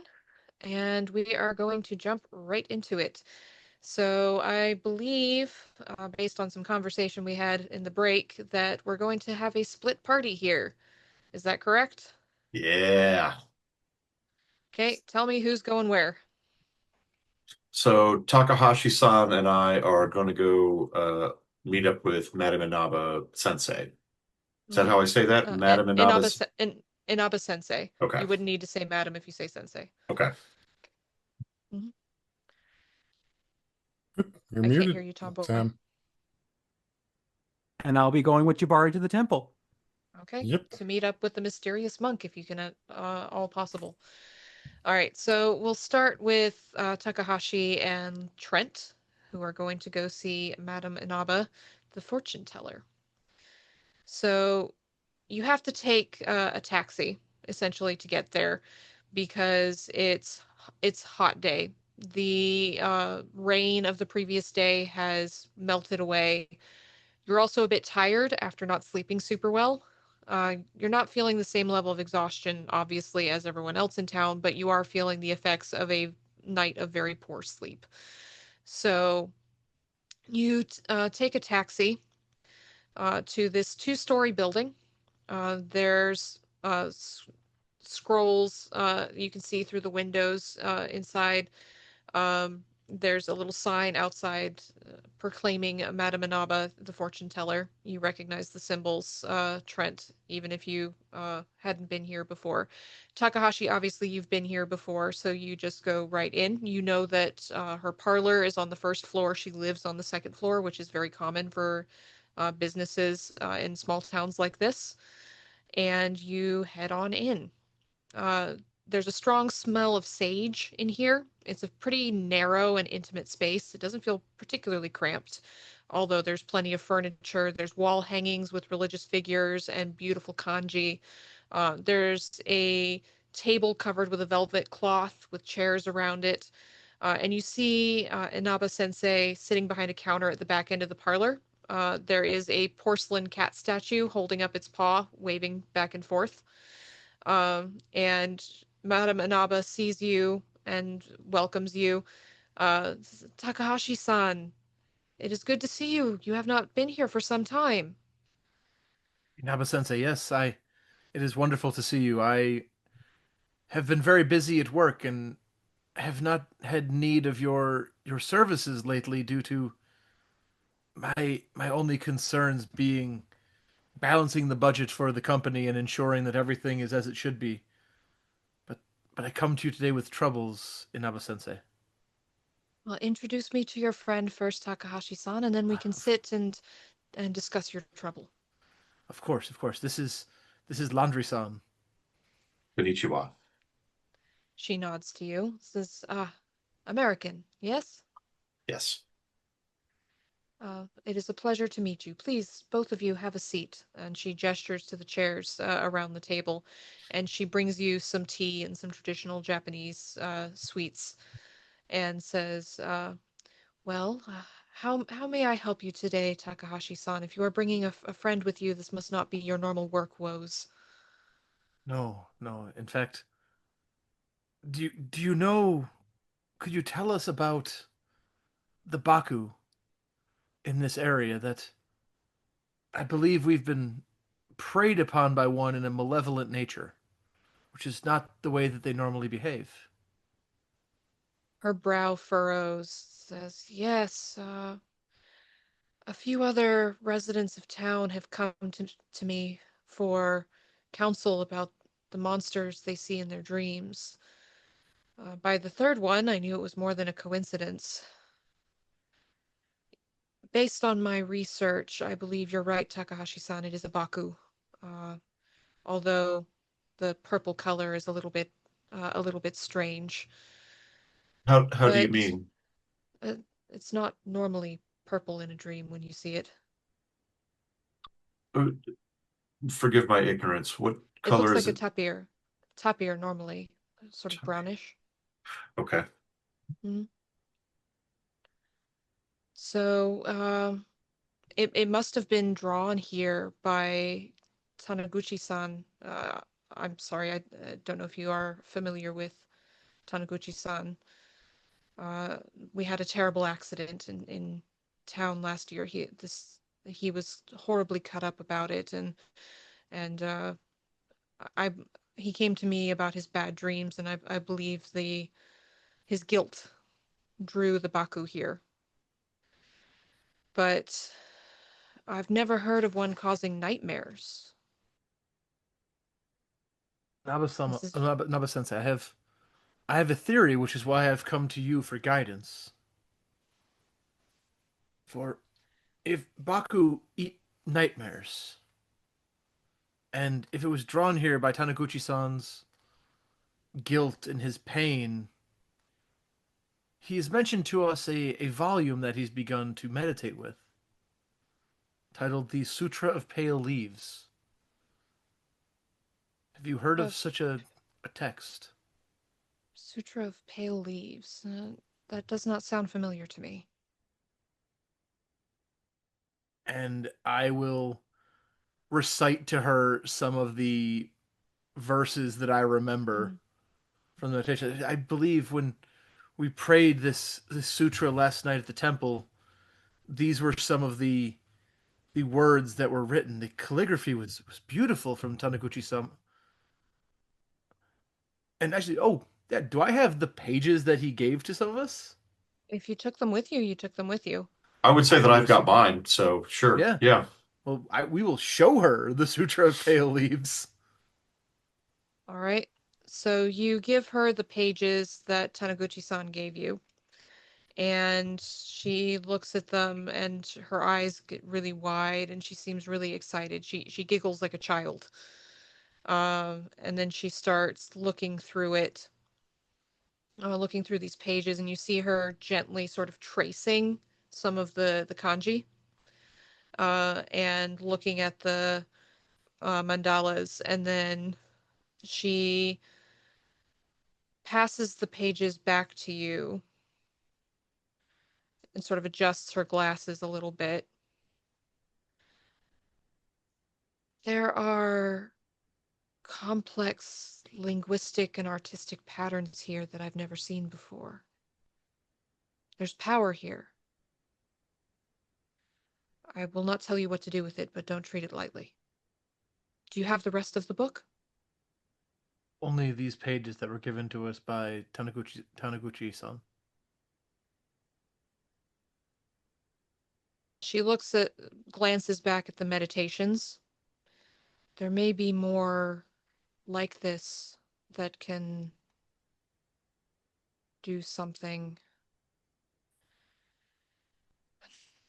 Normally, go ahead. Normally, with Baku, we cannot see or interact with them. It's like how we can't see infrared or hear ultrasound or distinguish animals from each other by scent. But some creatures in the world can. Perhaps when we sleep, our brain waves become attuned to the Baku's domain, and on some level, we perceive each other. So I think this entity can only be confronted in a dream. I remember reading an old story once, years ago, about a monk who entered the dreams of a restless boy and saved him from an overeating Baku, but I don't know how to accomplish such a thing. The rituals are spoken of in some holy scriptures, but are beyond me. I'm not a priestess. And she pats the pages, said something powerful like this. If Taniguchi-san mentioned that a monk gave him these pages. May have something to do with it then. Maybe they gave him a holy scripture, and maybe this scripture will have something for you. If we can find more of these pages, is there a certain grouping of text or a certain grouping of phrases that we should be looking for that might help us? You need to look for a meditation or a spell that will allow you to join dreams. You need to be able to enter dreams together.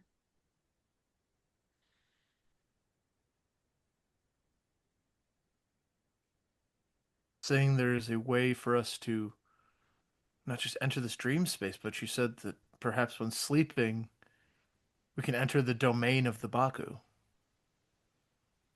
Entirely possible. I've heard stories of such things, like I told you. Powerful monks have done it before. If you have the right incantation, you can certainly attempt it. I would not do so without a ring of salt to protect against hungry ghosts and bad spirits. If you find this spell, this ritual, this incantation, and you wish to attempt it, I would be happy to watch over you to ensure that nothing happens to you. And she chuckles a little bit and says, I spent a little time in California in the 60s. I will be your trip sitter. Landry laughs. We appreciate that. You're telling us we can find this magical ability to cross into dreams. You could at least ensure that we're not trapped in a land of dreams. That nothing happens to your bodies, at least. That I can perhaps wake you or attempt to wake you should things go wrong. Perhaps go ahead. Sorry, I was going to ask, is there a particular place that this needs to happen? Like, does it need to be a special place or can it be a home? You'd have to read the incantation, but most things can be done anywhere as long as you take the right preparations. Okay. And she gestures at all the the plants, the burning sage, and the icons and everything she has around her, and says, "I think I could provide some assistance there. Appreciate Do it. you Thank think you. if you can stop these dreams, if you can stop the Baku, it would be life-giving to this town?" Do what we can, Inaba Sensei. And she nods and offers you more tea. And meanwhile, heading up to Horiyuji Temple, Sam and Jabari, you're headed up to this old temple. It's got some of the oldest, if not the oldest, wooden buildings in the world, as you were uh, told, Jabari, before you came out here by Mizutani-san. So my camera is out taking various pictures of the Mhm. surroundings as we go along. Okay. So you find yourselves going up a long straight road to a southern gate lined with tall trees. You get the feeling as you move along this path that it's leading you from the mundane world to somewhere sacred, somewhere holy. You especially feel that, Jabari. It leaves an impression on you. And as you approach through the gate, you see walking in the opposite direction is a young monk in yellow robes with a wide-brimmed straw hat. He's taller than average with very wide shoulders. He seems very muscular, and he's walking hurriedly in the other direction. Hello! Hello! Gonna start running after him. Well, he's walking towards you because he's walking Oh, away from the temple. okay. I thought he was on a different path. Cool. I'm going to excitedly run up to him and get in his way. Okay, you play an American very Yep. convincingly. Oh, I love your hat, but however can you see with that? I'm gonna raise his hat up. Oh boy. His hand comes up with reflexes so fast that you barely see him move, Jabari. It's impressive, and he blocks your hand before you can touch his hat. That's better than what I expected. Okay. Um, I think we're looking to talk to you. Where are you off to? I have business to attend to. He speaks in English, in very pleasant, clean English. Oh, where'd you learn that? Ain't nobody speak like that around here.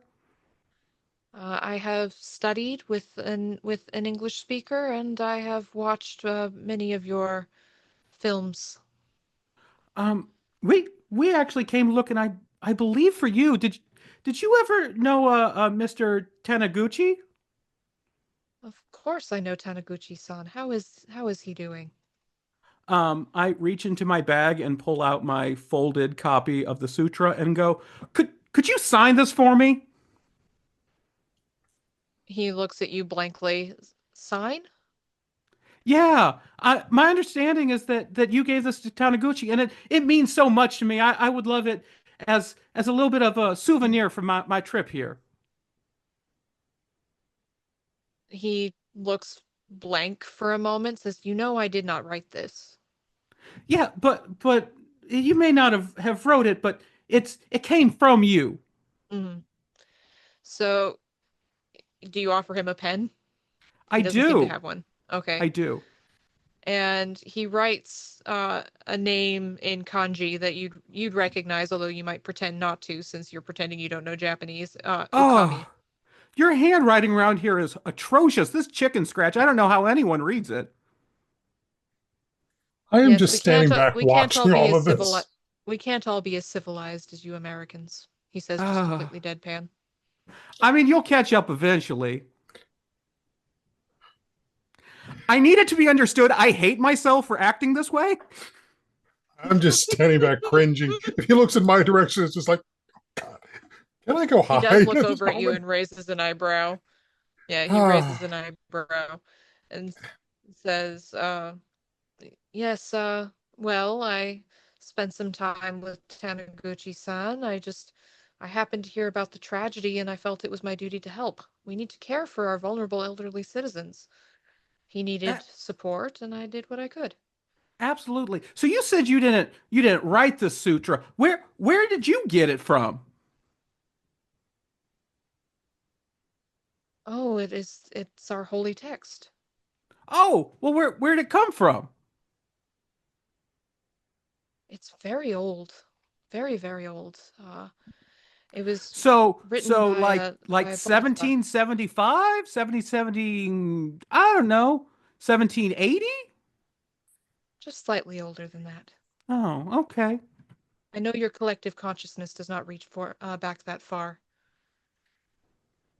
Again, I'm Oh, all just right. standing back at this point. Okay, I'll lift up the camera and just, or not actually lifting the camera, but I am clicking and advancing it as this conversation is going on, pointed in their direction.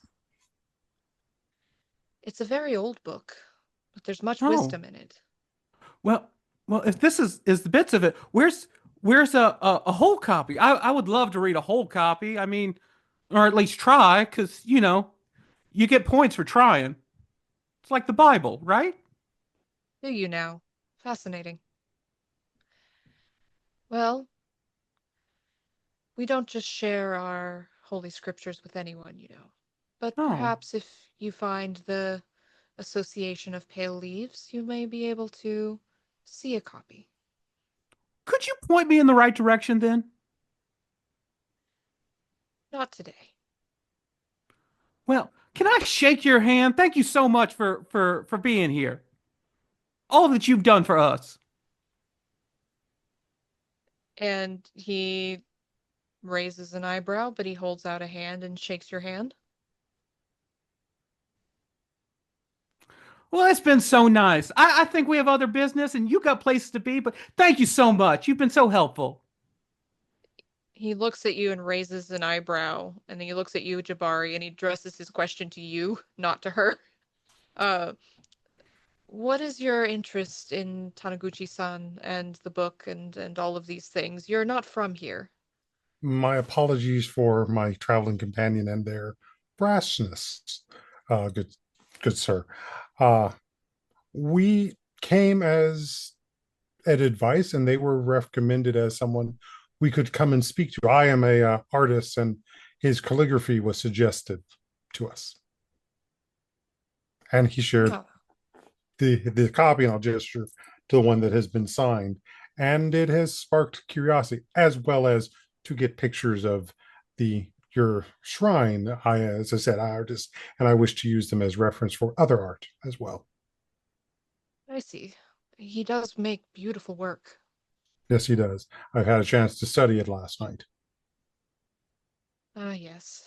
Quite beautiful. I admired it very much when I was visiting him. I'm happy to hear he seems to be doing well enough to have visitors. Yes, it was an honor to stay at his home. Um, to one of the questions my associate spoke to, we are interested in also at least observing, and I'd love to see more of the sutra just to study its art style and kanji. Not today, but perhaps you will be able to see it. It is full of many wonderful things. Very good. Is there anyone, and I'll gesture towards the temple, that you would recommend we speak to about understanding more of its history as well? Oh, I'm not from this temple. Oh, It's just a wonderful place to visit all the history, and there's nothing quite like it anywhere else in the world. which temple are you from so that we may also visit and pay homages there? I'm sure we would also love to make donations as we can. We have no temple of our own. We're more of a charitable organization than a religious sect. Then what But organization? So that again, we may make offerings. the Association of Pale Leaves. Ah, very good. Um, and do you have a card that we may be able to at least send an address to and send offering? He laughs and says that is such an American business thing to ask. Yes, well, unfortunately, it's the frame we have to work from.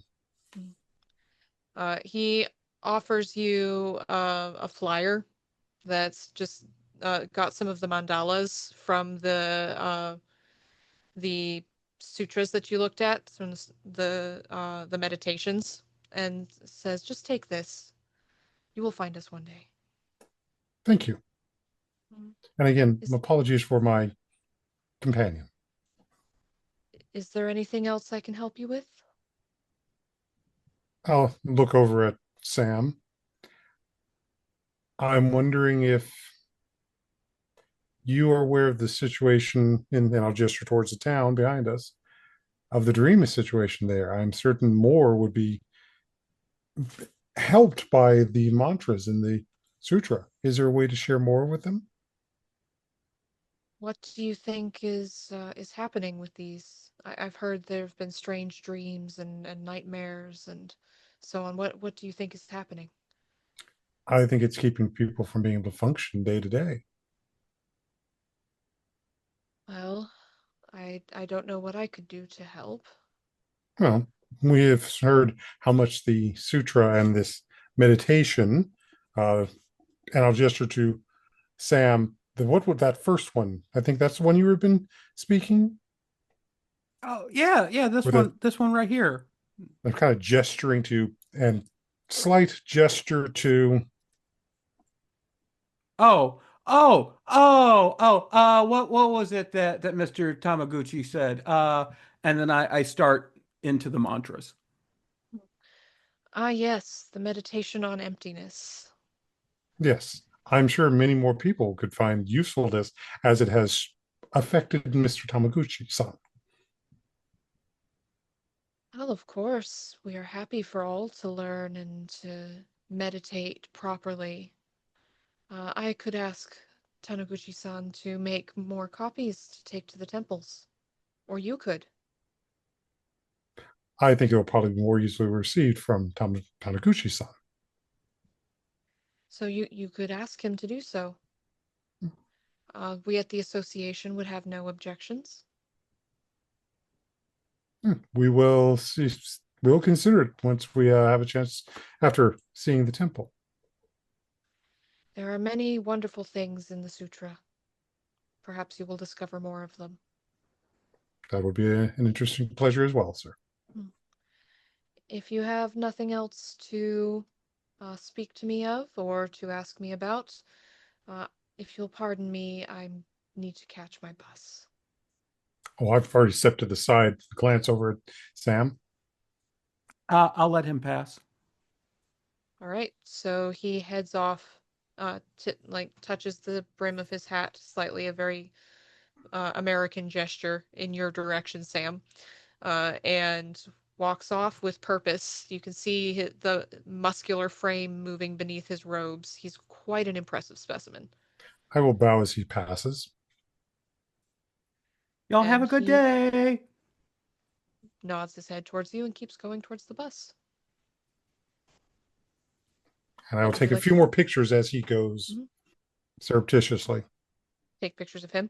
Mm-hmm. Okay, excellent. Otherwise, it's great reference shots. Oh yeah, great reference shots indeed.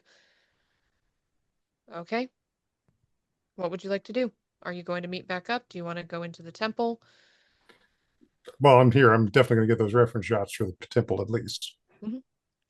You take some more pictures. It's absolutely gorgeous here. There's, if you go inside a bit, there's a hall, the main hall called the Golden Hall. It's sort of a museum for the temple. There's murals of the Buddha and there's treasures and ancient artifacts dating back to the 6th century. There's all sorts of beautiful things in here that you can take pictures of. Then, which I will do as much as possible, but I will also stop and ask some of the other monks about our visitor from that we've massed on the road. They tell you that they've seen a strange monk in yellow robes walking around, but he hasn't bothered anyone. They don't know what temple he's from, but they've seen him a few times. Hmm. That's all they know. He seems to keep to himself.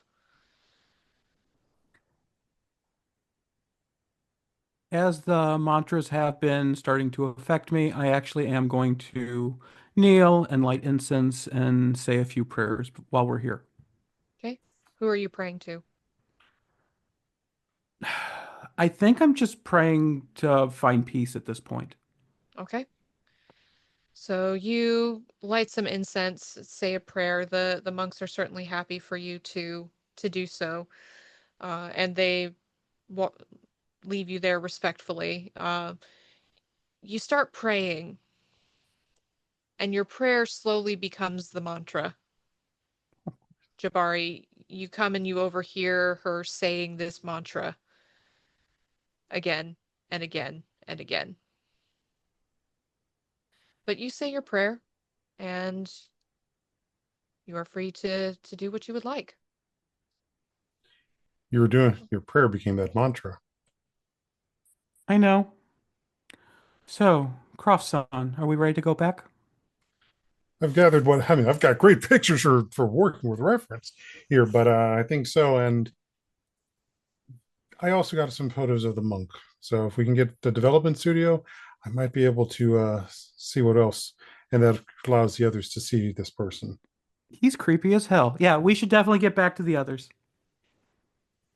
Okay, I'm going to assume that you chose somewhere to meet up. You didn't just split off and go, see you guys the fuck later. Probably back to our So hostel. yeah, probably back at your hotel. Okay. So you meet back up. It's a little bit later in the day, getting on to about lunchtime, so you can have lunch. You've got a lot of information that you can share back and forth. Well, especially to Landry, I will show him the flyer. He spoke of something called the Association of Pale Leaves. Is this something I would have maybe heard about in any of my past investigations?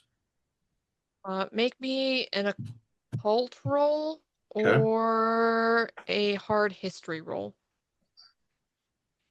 Both are okay, but occult is going to be better. So, what high? That's a no. That's a big old Nope. no. It's a no? Okay. Yeah. Would you like to push the roll somehow? You know what? Yes, you should push the roll. Absolutely. I wonder if their symbol looks familiar. It would be irresponsible to not push the roll. It really would. Push the roll. With an occult score of 2025. Yeah, let's push this. That makes your chance 50-50 of success. I'll move all this other shit out of the way. Oh, well, you need to go back to school and learn some math. No, 25 plus 25 is 50. I got a 19 under combined. 25. Nice. Okay. So we are golden. Maybe quite literally. So you remember some of the reading that you've done into the occult in the area, and some of your discussions you've had with Mizutani-san, and you seem to recall that there were some rumors that the People's Republic of China had dissolved a small religious group that had a name you think was very similar. Okay. I will pass this along to the rest of the group if it feels relevant. It seems like they've got ties to China. The name sounds very familiar, but nothing super firm. So it's Mao's fault? I think this is going to be, well, maybe not his fault. Well, but it sounds like if the Chinese government dissolved them, they were a threat to their government. Mm-hmm. Well, what was it? That wouldn't be Mao's working, as far as I can understand it, the way that particular system and oppressors work. Yeah. But that does mean that it's not unheard of for, if this group is worldwide, for it to have its own missionaries, so to speak. Now, but how to be connected with Baku? That's a good question. And I don't really believe in this particular aspect, but correct me if I'm wrong, Takahashi-san. Inaba sensei told us that we should get some salt and that we should, if we can find the copy, the full book, which I believe Taniguchi-san has a copy of. Like I held it, right? So we need to get another look at that book and find. There's going to be a meditation of oh crap, where'd it go? Did he ever say that the monk came back for the original? Meditation to help us enter the dreams. Meditation to join the dreams. So we need to find that particular meditation. Do you think that Tamagotchi-san would let us see the full sutra? Well, that's why I'm asking. Did he say the monk ever took back the original? He has a copy that he made.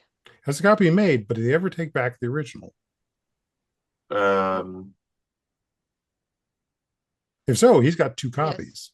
Yes. He's only got one. Okay, so 1. Yeah. But either way, we just need to be able to find. We don't necessarily need to have the original necessarily yet. We just need to be able to find this particular meditation. Yeah. Yeah, he was also, and I'll also share the stuff about was happy to see the idea of the ritual and the meditation going further, but did not seem in a big hurry to offer it out. Interesting. Don't mess with his hat. He hates that. Well, the other question, and I'll hold up the camera, is like, I would like to get these photos developed, because then that would also give us more to work with about who, since we saw him, for you guys to be able to start recognizing him more too. Yeah. Although it's 86, so it's not. Yeah, like we have to develop. Either develop them ourselves to get them faster, or it'll be, I think, probably a couple of days before we get them back from a processing center.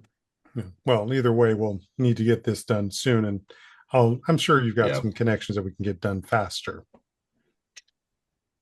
Oh, that's a good point. I probably do. Yeah. Town? That feels right. Okay. What kind of connections would you have in this in Ikaruga to get your photos developed? I mean, I don't know that I would have any connections here in Ikaruga, but certainly back in Tokyo, where with my office. I don't know. I mean, is this one of those situations where the particular enforcement agency that I work for here in Japan would have like maybe like a satellite office? But I mean, I imagine this place is probably so small that they wouldn't have something like that. Yeah, not out here, no. But maybe their own police department would have a development lab. The police department might. It's very small. Yeah. It's very, very small. Can we even get the chemicals if they're not already like produced locally in some sense? Because it may be something that we don't really have a choice in the matter, unfortunately. Yeah. I think we're going to be stymied no matter what by the fact that we're where we are in a very not barren. I think geographically we just have to wait on the pictures. Yeah. But it should be a priority when we do get a chance. Yeah. Absolutely. Okay, so what would you like to do? I think we're going to have to go back and see if we can get our hands on the book. Yeah, I agree. If not the book, or at least try to make our own. Try my hand at penmanship copying. Yeah. Okay. So you head back to Taniguchi-san's house. It's mid-afternoon at this point, and he looks a little surprised to see you, but he welcomes you in and says, what can I do for you, young folks? Oh, we were hoping for some afternoon tea and possibly getting to look at that sutra of yours. Yes, we encountered the monk, and he spoke of it and some more details, and you have the most effective copy that we can get a little chance to look at in more detail. Do you think there's something in there that will help with this? And he gestures out towards the town. We're hoping. We don't know. We're just following every lead that we possibly can. We'll see what we can find out. Of course, I'm happy for you to help me look through the book. Be very careful with it. It's I will tell you, Taniguchi-san, that I've worked in the art world with forgeries for many years. I will be the only one who touches it, and I will take care of it with the utmost care. all right. Very well.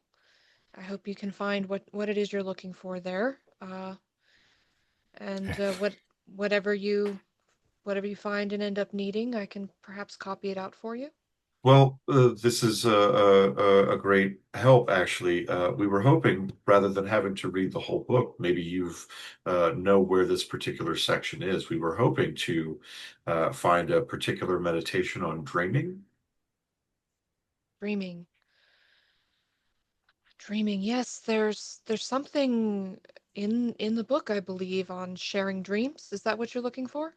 That sounds Yes. like something that would be interested in. Yeah. And if I you don't mind, I'd also like to, if, as we find this and not, I'd love to take photos of the sutra itself, of the pages, for future study. He looks a little askance at that. Says, I don't know. I'll write. I suppose if you don't use Flash. Of course. But I'm not sure exactly where in the book these rituals are, but I'm quite certain I read one. It is a very, very heavy book. There's many things in it, so I can't quite remember where, but Landry-san, you are welcome to research it. I appreciate that. Mhm. I think I would conscript Takahashi-san uh, in order to help me kind of pinpoint. Like my Japanese is okay, but obviously with his being from here, like I think he would be able to help us pinpoint the right language. Okay. And I will pop out rolls of film and I will start as you go page to page. I will snap a picture of it. I am kind of into this now, so I'm going to be reading over Laundry's shoulder. Just imagining all of you like on the floor because there's nowhere for you all to sit where you can look over each other's shoulders, and just like 100%. Jabari taking pictures and Trent and Takahashi both reading different pages. I will probably be 100%. taking the pictures upside down because we can just flip them Yeah. right side up. That way I'm not in the mix and scrum of them Yeah. trying to read. I'm not even trying to focus on reading. I'm just trying to focus on getting clear pictures of each page of the pages. Okay. All right. So you take some time. It takes you a few hours studying this book to find the right things. There's many different pieces of text in here that some of them are hard to read because they're old Japanese. The kanji is absolutely stunning, just absolutely gorgeous. But it does take you a good bit of time. So you learn 2 mantras, the meditation on emptiness and the synchronous mind. And you learn a sign called the sign of sleep.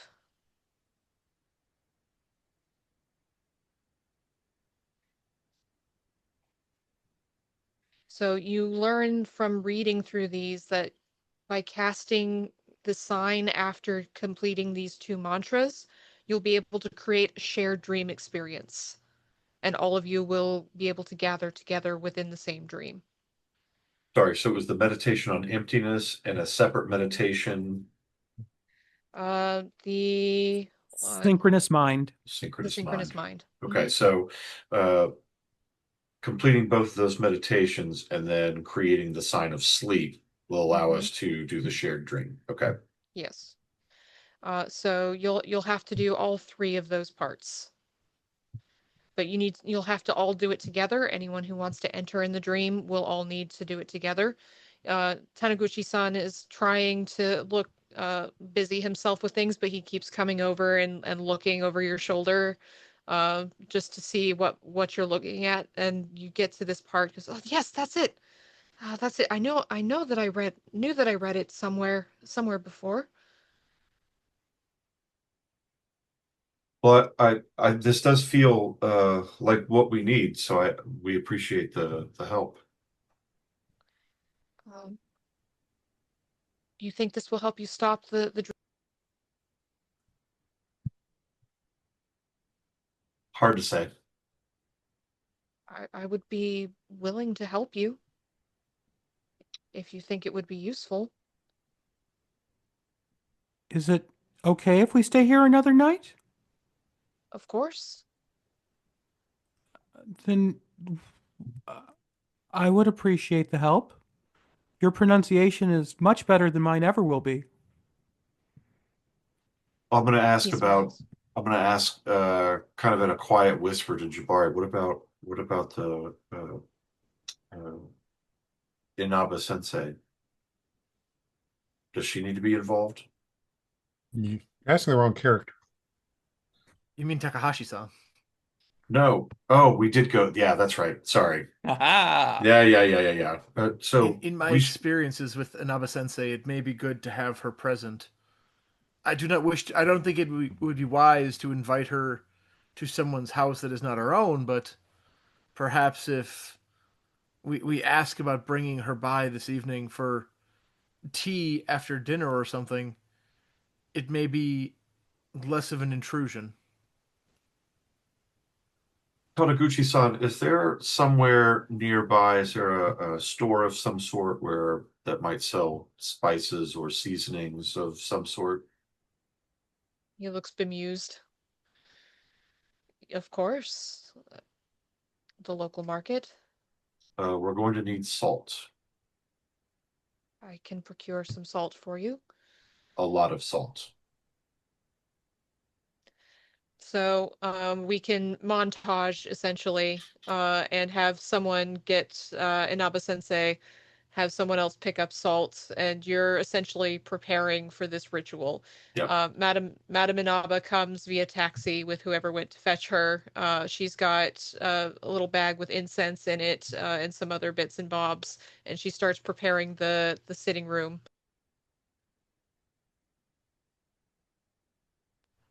And nods approvingly. She looks askance at the book a little bit, says, "Ah, you found it." Uh, but she just goes around setting everything up. When you bring back the salt, she makes this big salt circle, big enough for all five of you to sit down inside. And you get to evening. I assume you eat something first to keep your strength up. Taniguchi-san is very happy to prepare food for you, and you prepare for this event. You all sit in a circle inside the salt ring. Uh, Madame Inaba sits on a chair, a very comfortable low chair outside the circle. She's wearing comfortable clothes. She folds her hands over her stomach and says a short mantra before you begin. And you may all begin at this moment. So you sit in the lotus position, your head bowed towards each other. So you start with the meditation on emptiness, and then you begin chanting the synchronous mind. And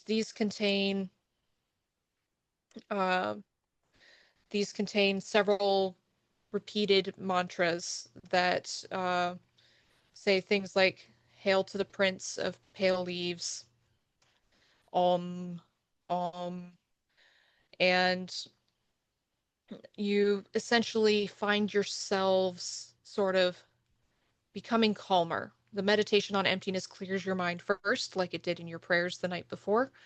And then you essentially bring your minds together through chanting the synchronous mind mantra together. And then, and then the fun part. You each spend one magic point for each of the parts of the ritual. So spend 2 magic points immediately.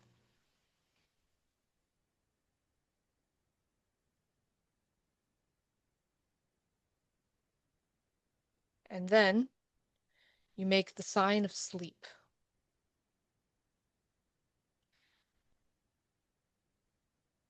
At this point, Taniguchi-san takes paper and the flat floor, and he begins drawing a sign. I'm going to make a roll for him. Oh, he got an extreme. He's good at this. Okay. He Yeah. should be. So he spends 10 minutes as you all chant, and as he continues chanting, he draws this sign on the floor.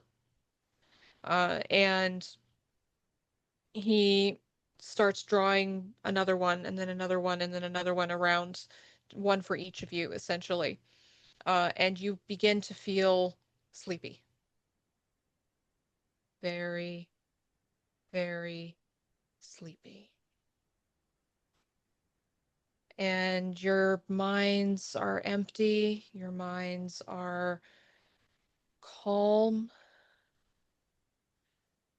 and you all fall unconscious. You find yourselves all together in a shared space.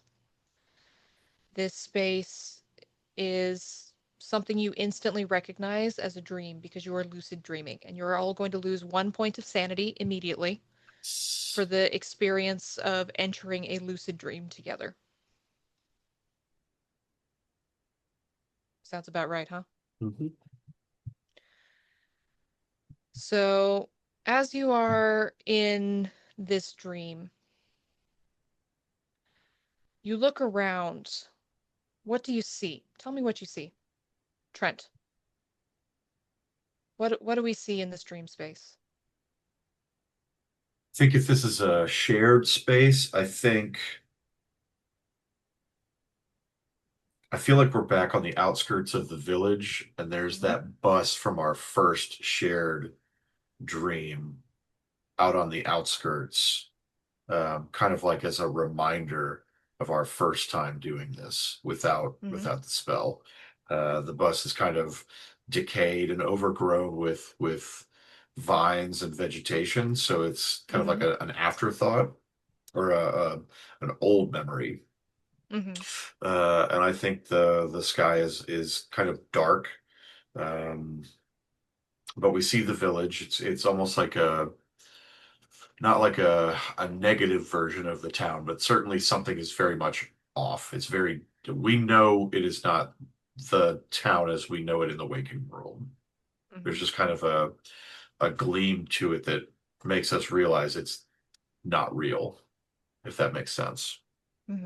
You know it's not real. It's got that sheen to it of something that's not quite there. The sort of uncanny valley feeling. It's not quite right, and you know it's not quite right. As you look around, you see each other. You do not see Taniguchi-san, but you hear him say in a deep panic, "The Baku! The Baku is nearby. It's coming for me. I must hide. Please, hurry!" And you get the impression he's somewhere deeper. Interesting. Can we tell where the voice is coming from? It's all around you. You just get the feeling it's deeper in, whatever that means. It's deeper in. And we're all there, so I think I would look at everybody and say, I think we need to go to Taniguchi's home from here. I mean, if this is a dream, does that mean we control it? I am going to try to summon an M1 Garand and a Korean War uniform. Okay. So make me 2 power rolls. For the first one, it needs to be an extreme. It is not. Okay. For the second one, make me a regular power roll.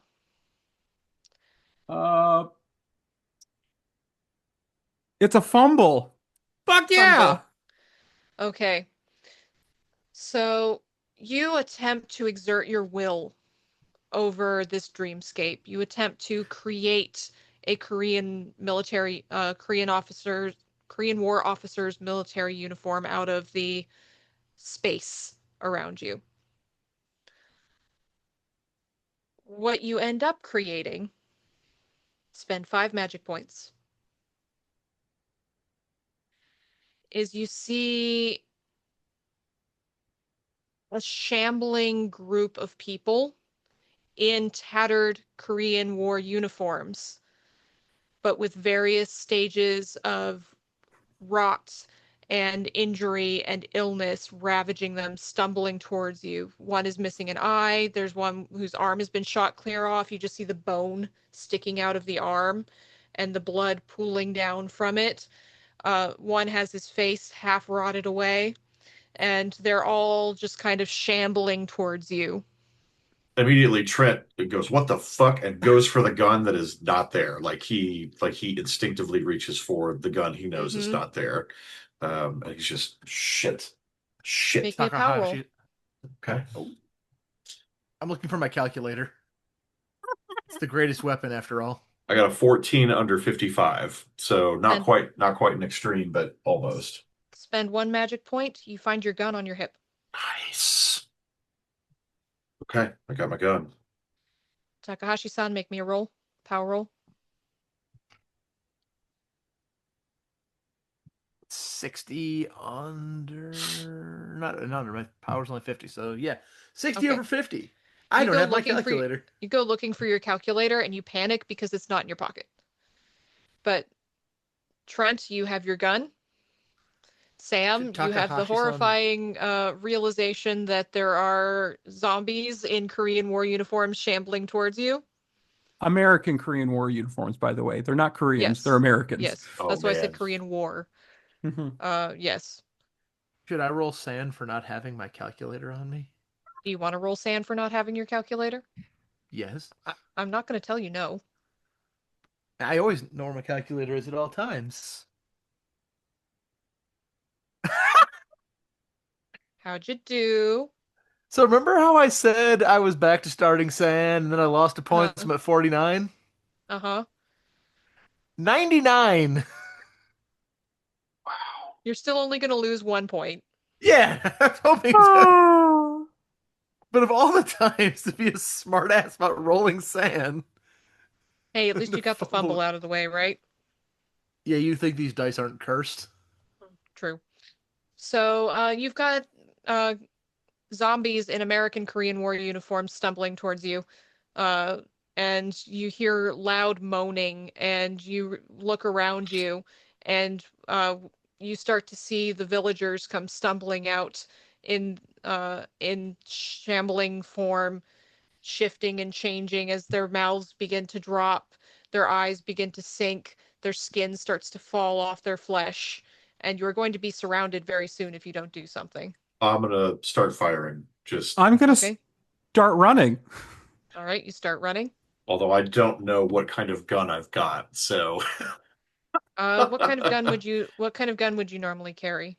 I mean, I'd probably imagine it would just be like a basic, probably a 32. I would imagine like a standard issue for a basic agent. Nothing fancy. Nothing along those lines. Okay. Jabari sits down, cross-legged, and just begins to sit and meditate. Okay, what are you meditating on, and what are you using to meditate? I am meditating on it's either one of two things. Either I'm meditating on I'm blanking on his name for a second. Taguchi. Taguchi, or I'm trying to create something powerful enough to summon the Baku here to create a greater meal. Okay. So how are you attempting to do that? I'm figuring that it's probably going to be more useful, and especially given also what I know of various stories that have come out and so forth. It'll probably be easier for me to try and get to Taniguchi's son. So I'm going to be focusing on him. One of the things that mom and dad and grandma were always focusing on, the idea that the pigs were trying to also affect us in our sleep. So practicing sleep hygiene and power and manifestation in our dreams. Okay. So Sam starts running. Trent starts shooting. Jabari sits down and starts meditating. What is Takahashi-san doing? Takahashi-san, first off, is freaked out because he doesn't have his calculator with him. But I suppose if any of these zombies are getting close, Mm-hmm. I'm going to throw a haymaker. Okay, so you're going to start punching. All right, so Trent, make me a firearms roll. I'm Yep. not going to make you roll for every zombie you shoot. Just give me a firearms roll. Okay, so I figured like in this situation there are a lot of these figures in front of him, so he'd probably end up fanning the flame or Okay, yeah, fanning the fanning the hammer. hammer. Thank you. So those are all at disadvantage, right? Mm-hmm. Okay, so he's got a 60 score, so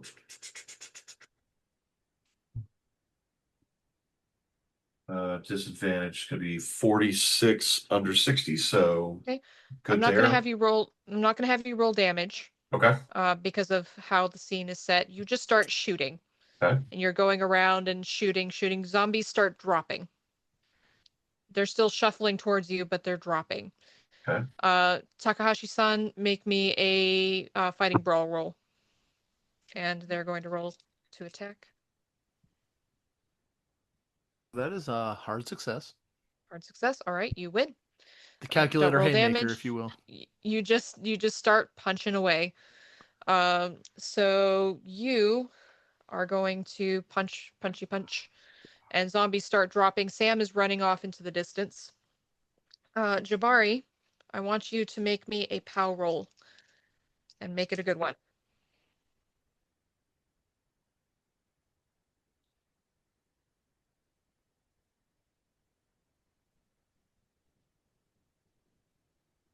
You're muted, Jabari.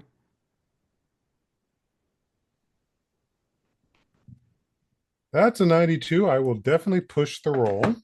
How are you pushing the roll? How are you making it more dangerous for yourself? I'm going to recite a certain lyrics to a certain song that came out in 82. Oh no. Uh-huh. Oh no. Just, Please recite them. I don't know how many we can recite without getting stuck for copyright violations. Right. So speaking versus singing is different, though. I feel like for TOS. Okay. I'll just do 2 lines of it because this is Thriller Night, and no one's going to save you from the beast about to strike. Thriller, because this is Thriller Night, and no one's going to save you from the beast about to strike. You recite the Thriller mantra.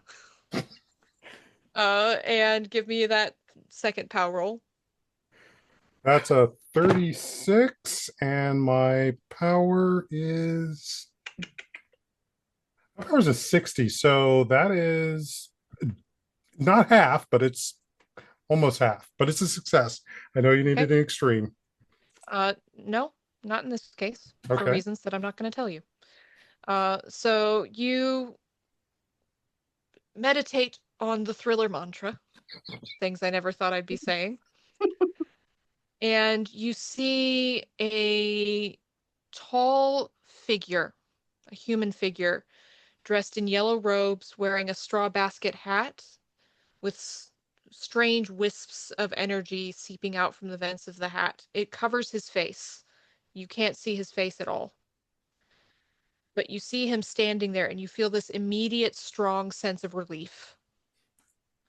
The rest of you feel a little bit of calm coming over you as well. But Jabari, you in particular, feel relieved. Like everything's going to be okay now.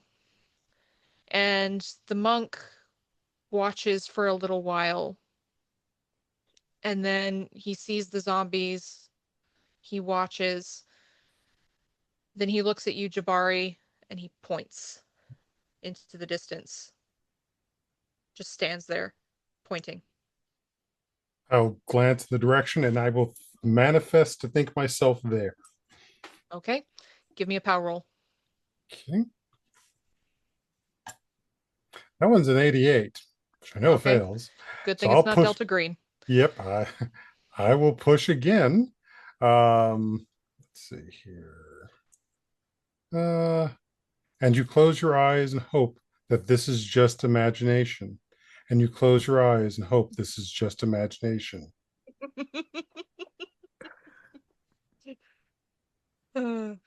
All right, give me that pushed roll. That one's a 75. I failed. Okay. Oh, and it's a failed push too. Mm-hmm. Okay. So you will yourself in the direction that he's pointing. So you don't even try to move. You close your eyes, you meditate on Thriller, and you focus your energies in that direction. Wherever it is, you will yourself to be where the monk was pointing to. And you find yourself in pitch blackness. Almost. There's shards of moonlight coming in through curtains that are covering windows, and you realize you're back in Taniguchi-san's house. You hear frogs and insects outside the windows. And then you feel something with far too many legs crawling over your face.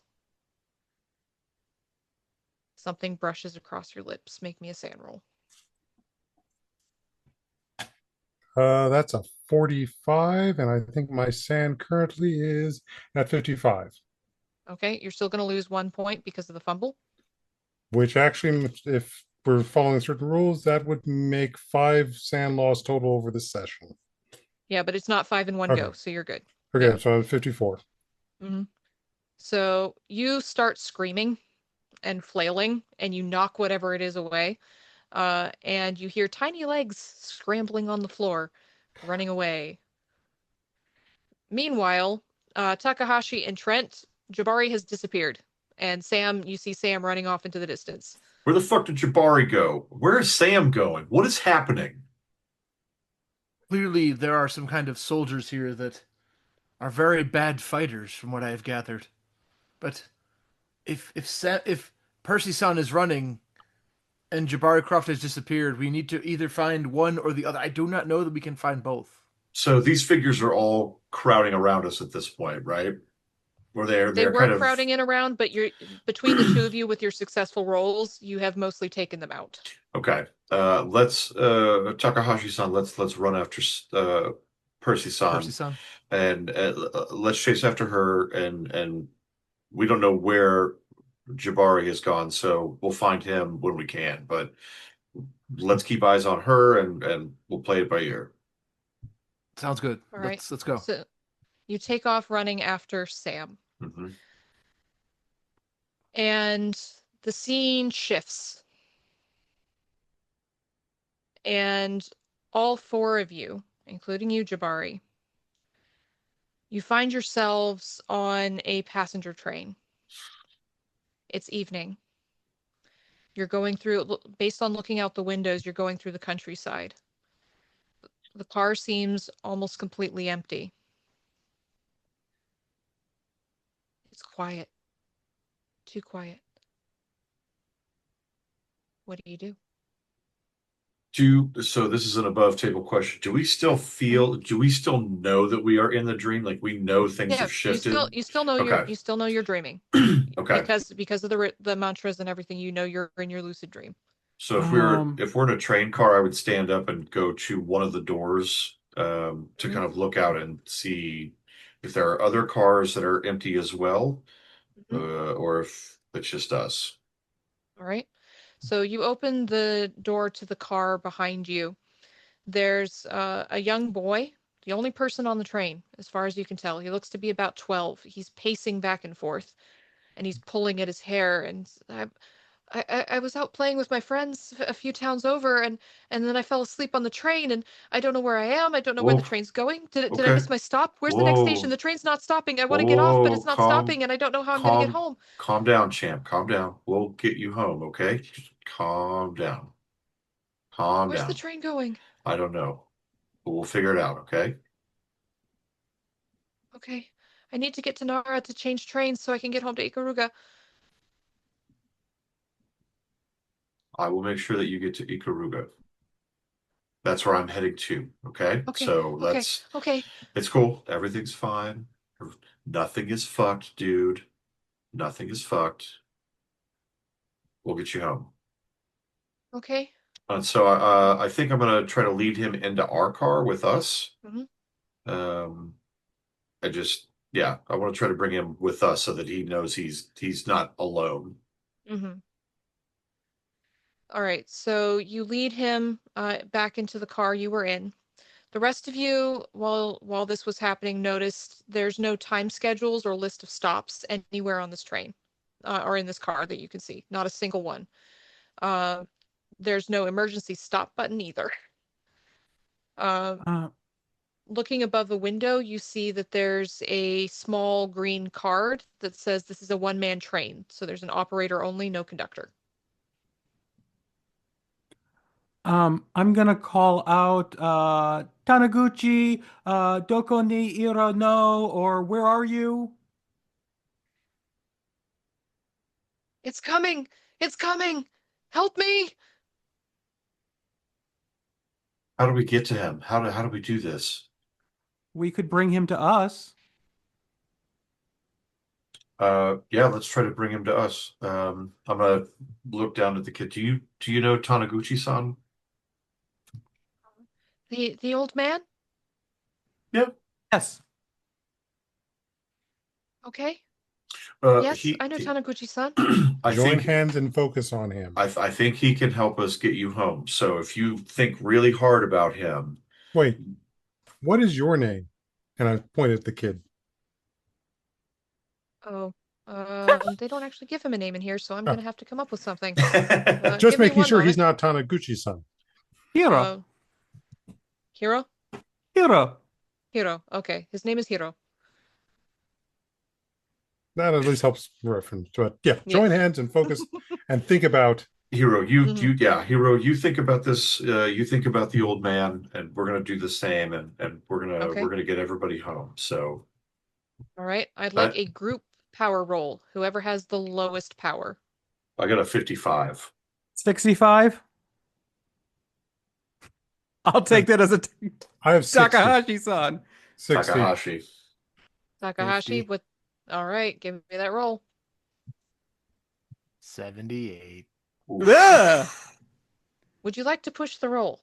Or Well, spend you are some gonna luck. you are all gonna spend a magic point for me, regardless of whether the roll gets pushed or not. Let's push the roll.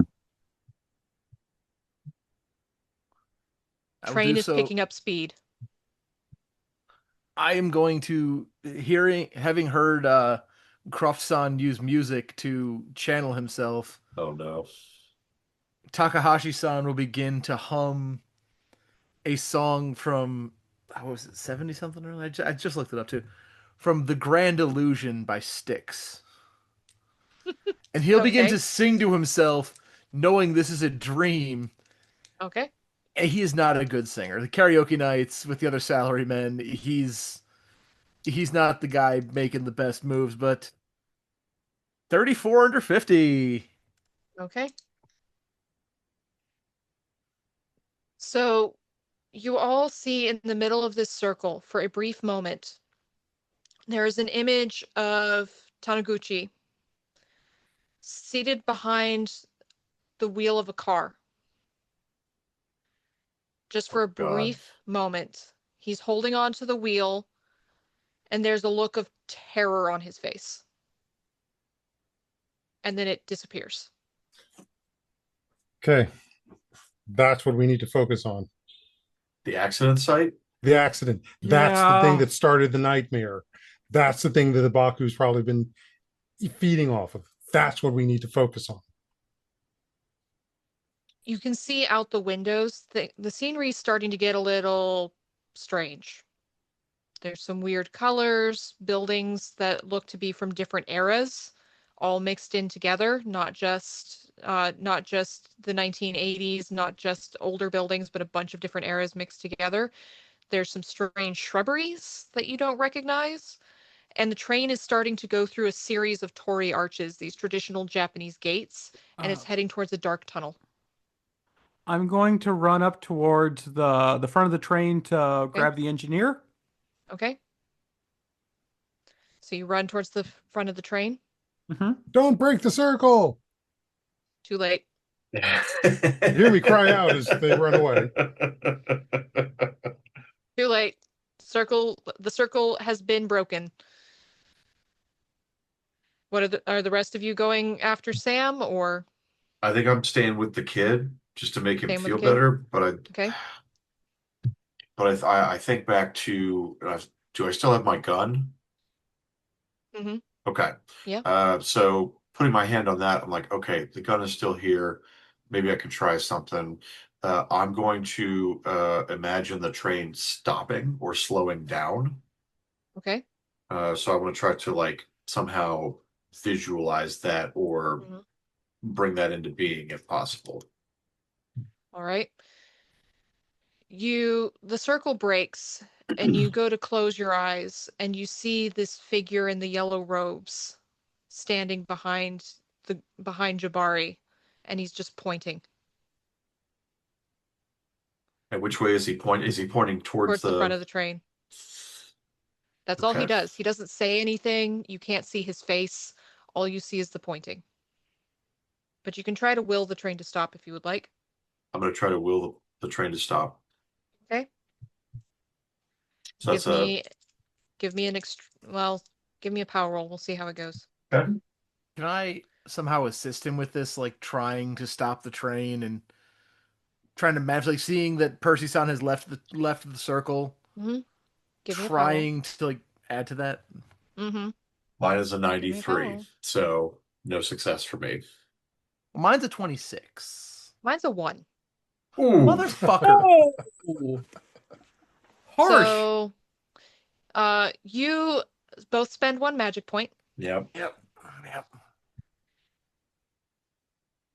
and you attempt to stop the train between the two of you. You focus all your mental energy on shaping the dream, and the train jerks violently as you try to stop it. You feel it trying, like the brakes screeching for a moment, and you are both thrown. You crack your heads against the wall. Give me 1 point of damage.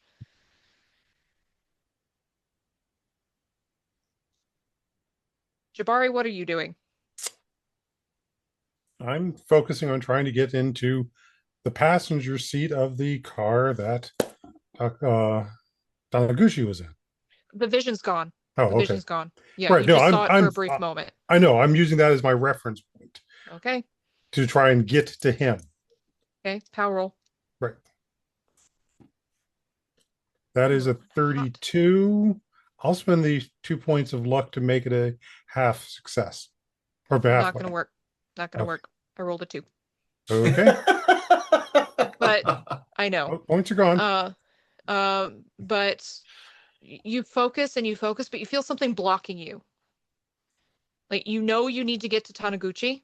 You can Mhm. feel it, but you feel like you need to go deeper in, whatever deeper in means. You need to get through these walls, these barriers, these dreams, whatever they are. You have to get through them to get to him. Then we need to go faster. Okay. So are you going after Sam? Might as well. Okay. So Sam, you get there first. You get to the front of the cab, and you see there is a train operator who's sitting hunched over, operating the train. And he doesn't look up, he doesn't move, doesn't do anything, just sits there ominously, quietly. The train is picking up speed. It jerks violently to the side for a moment and then keeps going. We need to get to Ikaruga. Can you help? Hell? And he turns around and you see his entire face is massive with one giant unblinking eye in the center of it. And you make me a sanity roll. That feels right. 24 under 66. 65 Okay. rather. You don't lose any sand. At that moment, the train enters the tunnel, the lights go out, and everything goes dark. The train speeds up. You hear the train man say, "Change trains." Destination, Naraku. And you can make me a Japanese roll, Sam. Can I make a Japanese roll? That You're not there, is- Takahashi. Oh, right. that is a hard success. Okay. So you know that Naraku is the underworld. Oh, good. Next stop, hell. All right, fun. Okay. Sure, let's do this. Tickets. I'll pull out my ticket. Okay. Spending a magic point. Mm-hmm. All right. You spend a magic point and manifest a ticket. You give him, give me a power roll. That is a 26. Okay. So that is a hard. You pull out a ticket out of your pocket. He looks at it, bows. Thank you. Next stop. Bow in return. You're gone. The rest of you, a few moments later, things go dark and the train is picking up speed. You don't know where you are. There's torches that are flickering, giving some light into the interior of the train, torches on the outside walls of whatever this is. And you hear a thud, thud, thud.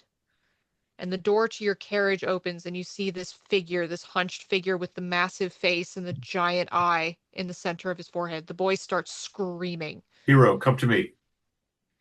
Give me a sanity roll. All three of you.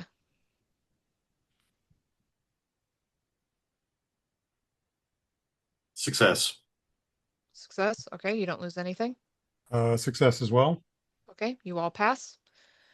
And the train conductor looks at all of you and says, next stop, Naraku. Now, can I give a Japanese roll, or do I just know that because I... You know it's the underworld. Hero, is this your stop? Nara. Nara. Okay. Question, Keeper. Yes. This just dawned on me. Yes. Did we ever know the name of the kid who was in the accident? Yes, you did. Oh. Yeah, it was a girl. It was a little girl. Yeah. Well, shit. Mm-hmm. It's a nice idea, though, because I was Nice thinking thought. the same Thought I was thing. onto something. Yeah. Nice thought, but no. And he looks at you and says, tickets, please. Let's manifest a ticket. Hero, do you have your ticket? He nods and reaches into his pocket and pulls out a battered little slip of paper and passes it over. Okay. The man takes it.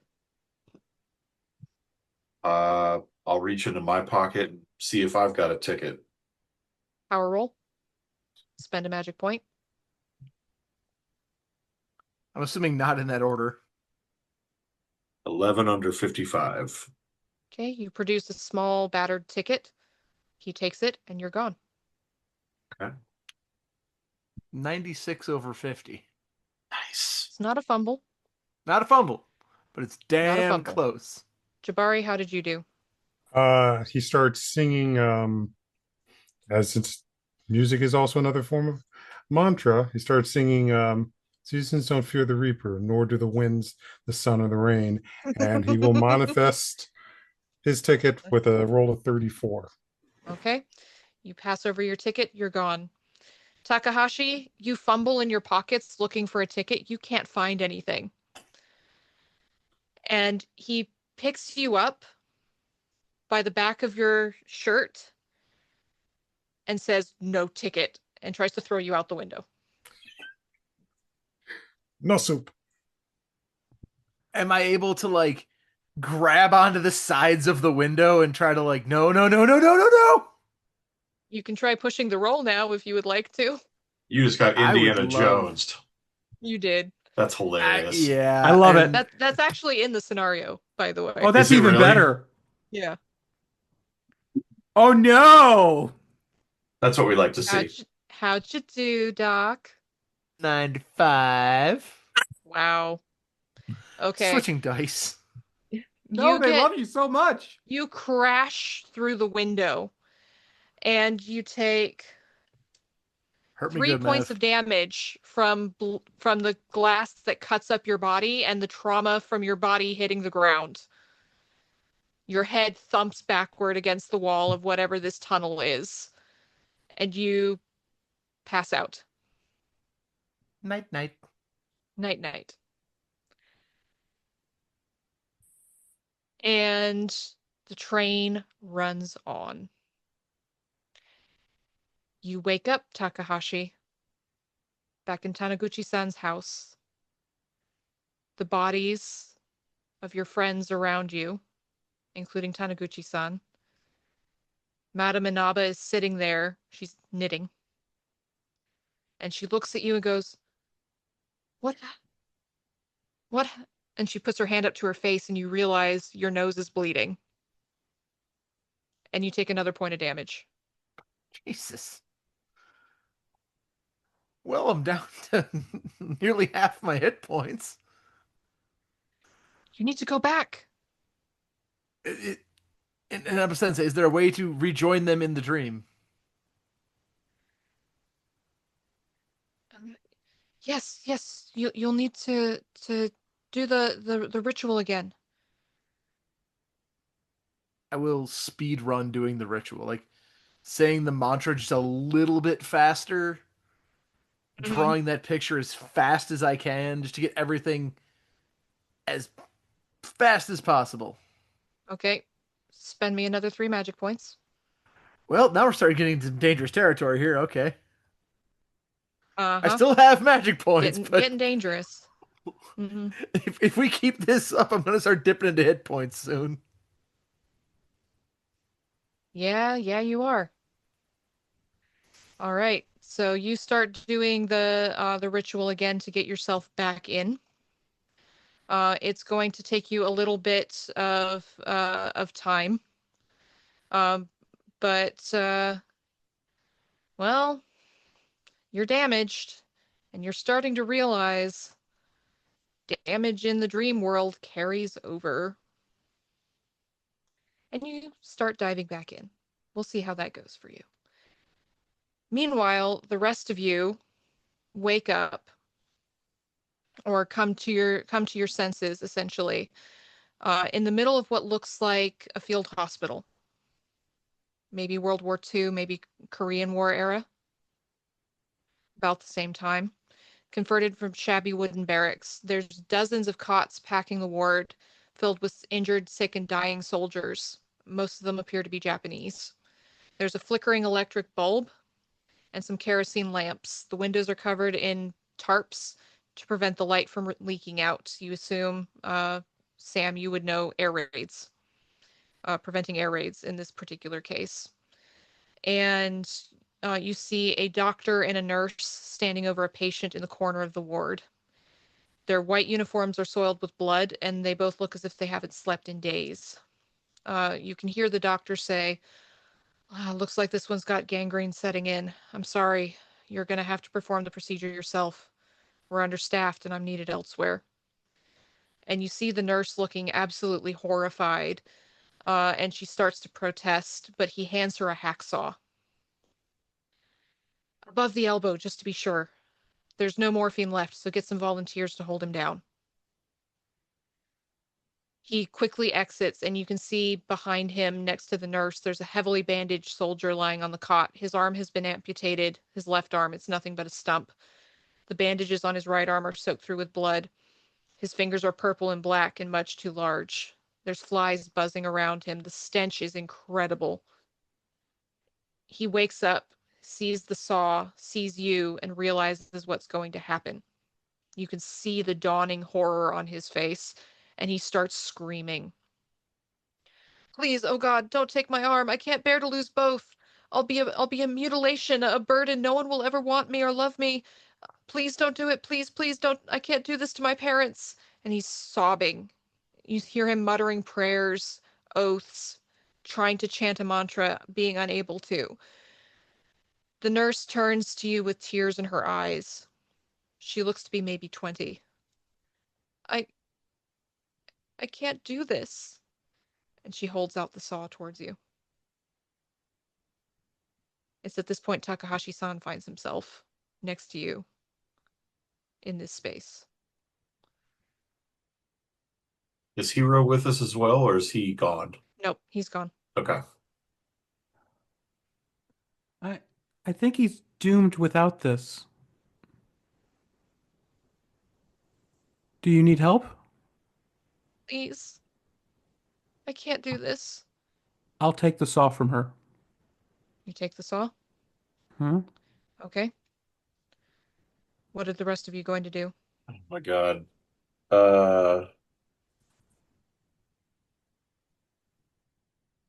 Wow.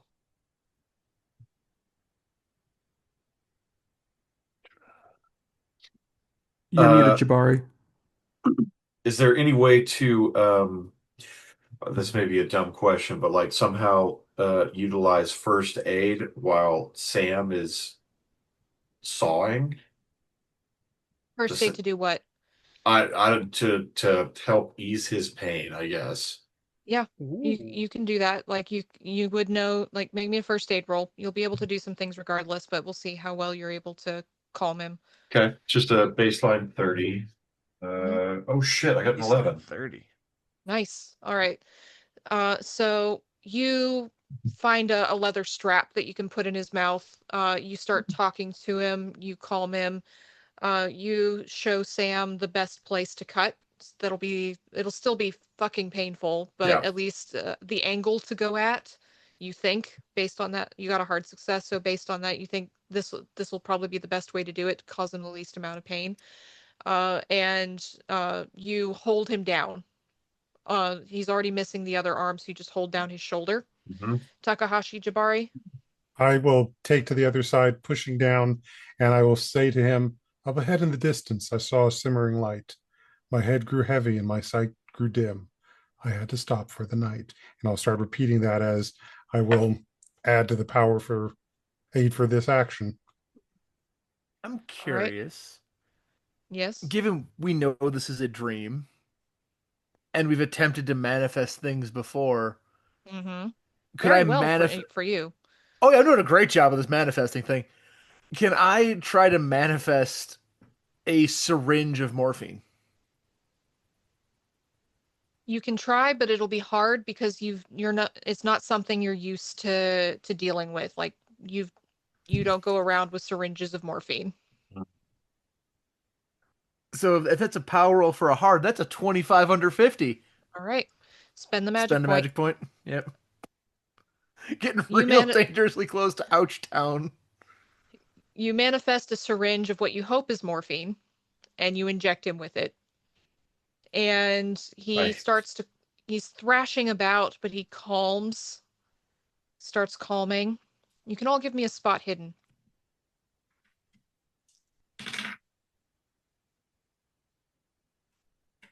Nope.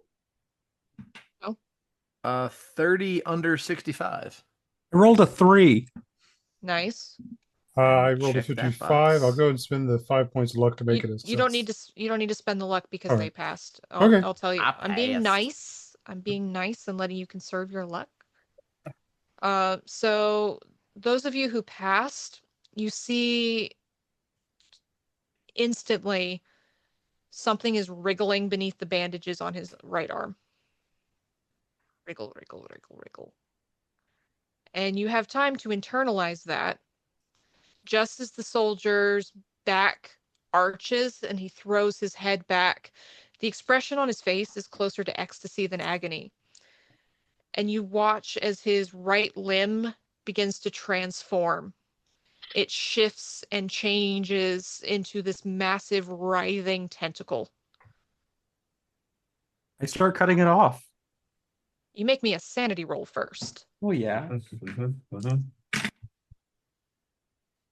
9 on the sanity roll. 9, so you lose 1. 76 on mine. Fail. All right. Nope, that's failure. That's a pass. 23 under All right. 48. Takahashi, you lose 1. Jabari, Already. you lose 5. And now Jesus I'm going to have a Christ. bout of madness. Trent, you lose 3. Jabari, give me an intelligence roll to see if you have a bout. Okay, now just make me record my 5. Is it 45? You've already lost more than a fifth for the day. Yeah, I You have. have? Okay, Yeah, so hang on a you're second. automatically going into a bout. Okay. So I'm going to let you shape your bout of madness here rather than rolling for it because I think it's more interesting. In Mhm. your madness, your mind starts to snap, Jabari, Mm-hmm. because you're seeing horrible things. One part of your brain is screaming, "This is a dream." The rest of your brain is going, "Fuck this shit." And so how do you respond? What is your reaction in your madness? How do you try to handle this situation? I manifest a giant eraser, and I started trying to erase this guy out of existence. Give me a power roll. I love this. This is brilliant. That's a 17. Oof. All right. Spend 2 magic points. Okay. A massive eraser, one of those pink rubbery ones, Mhm. pops into existence in your hand. And the rest of you watch as Jabari takes this eraser and goes over and starts trying to erase the guy with the tentacles, who is now screaming, "He will make us whole. He is our salvation."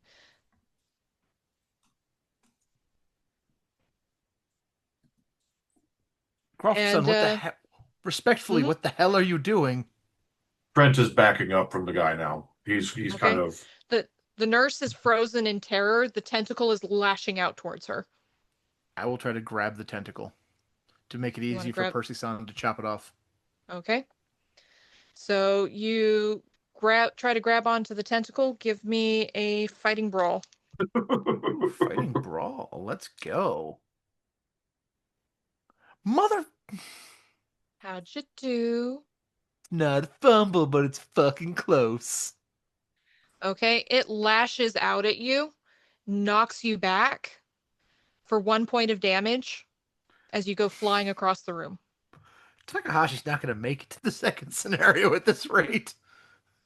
Sam, Poor you were dude's on going to, borrowed time.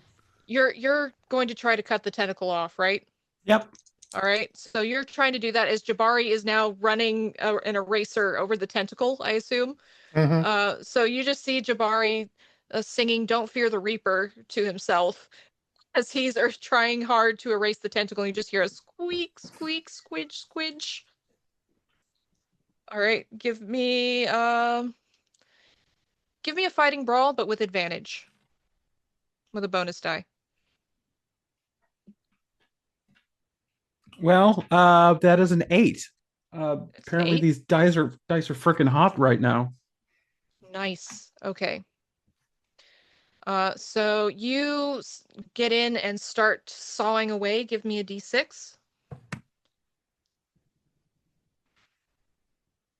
3. 3. Okay. Mhm. So you do 3 points of damage to it. And it's going to lash out again at it's going to lash out at you, I think, Jabari, because you are trying to do something. It doesn't understand what you're trying to do to it, but it understands you're doing something. So it's going to, you want to dodge or fight back? I got a 4. Dodge. I got a 54. Okay. So it lashes out at you.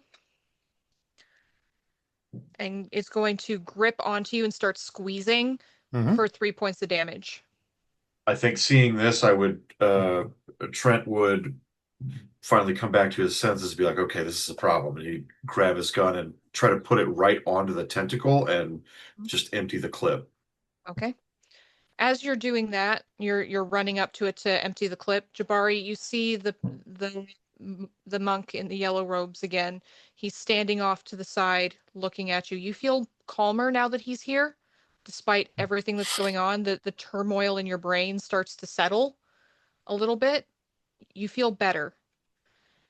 You see him hold out a cloth-covered alms box, and he looks at all of you.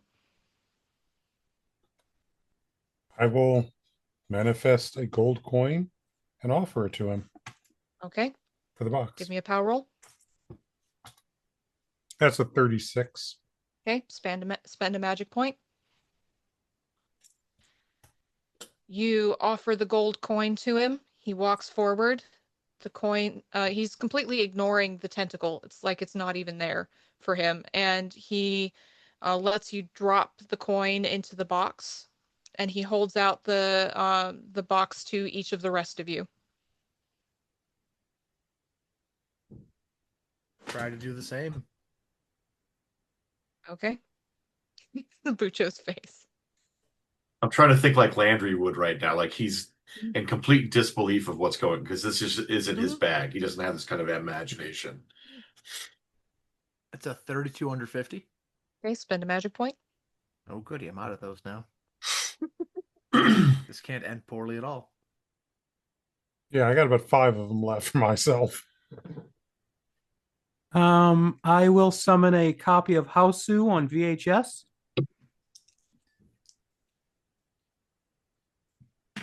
Okay. That is a 60, which is a success. Success. All right. Let me make a roll here.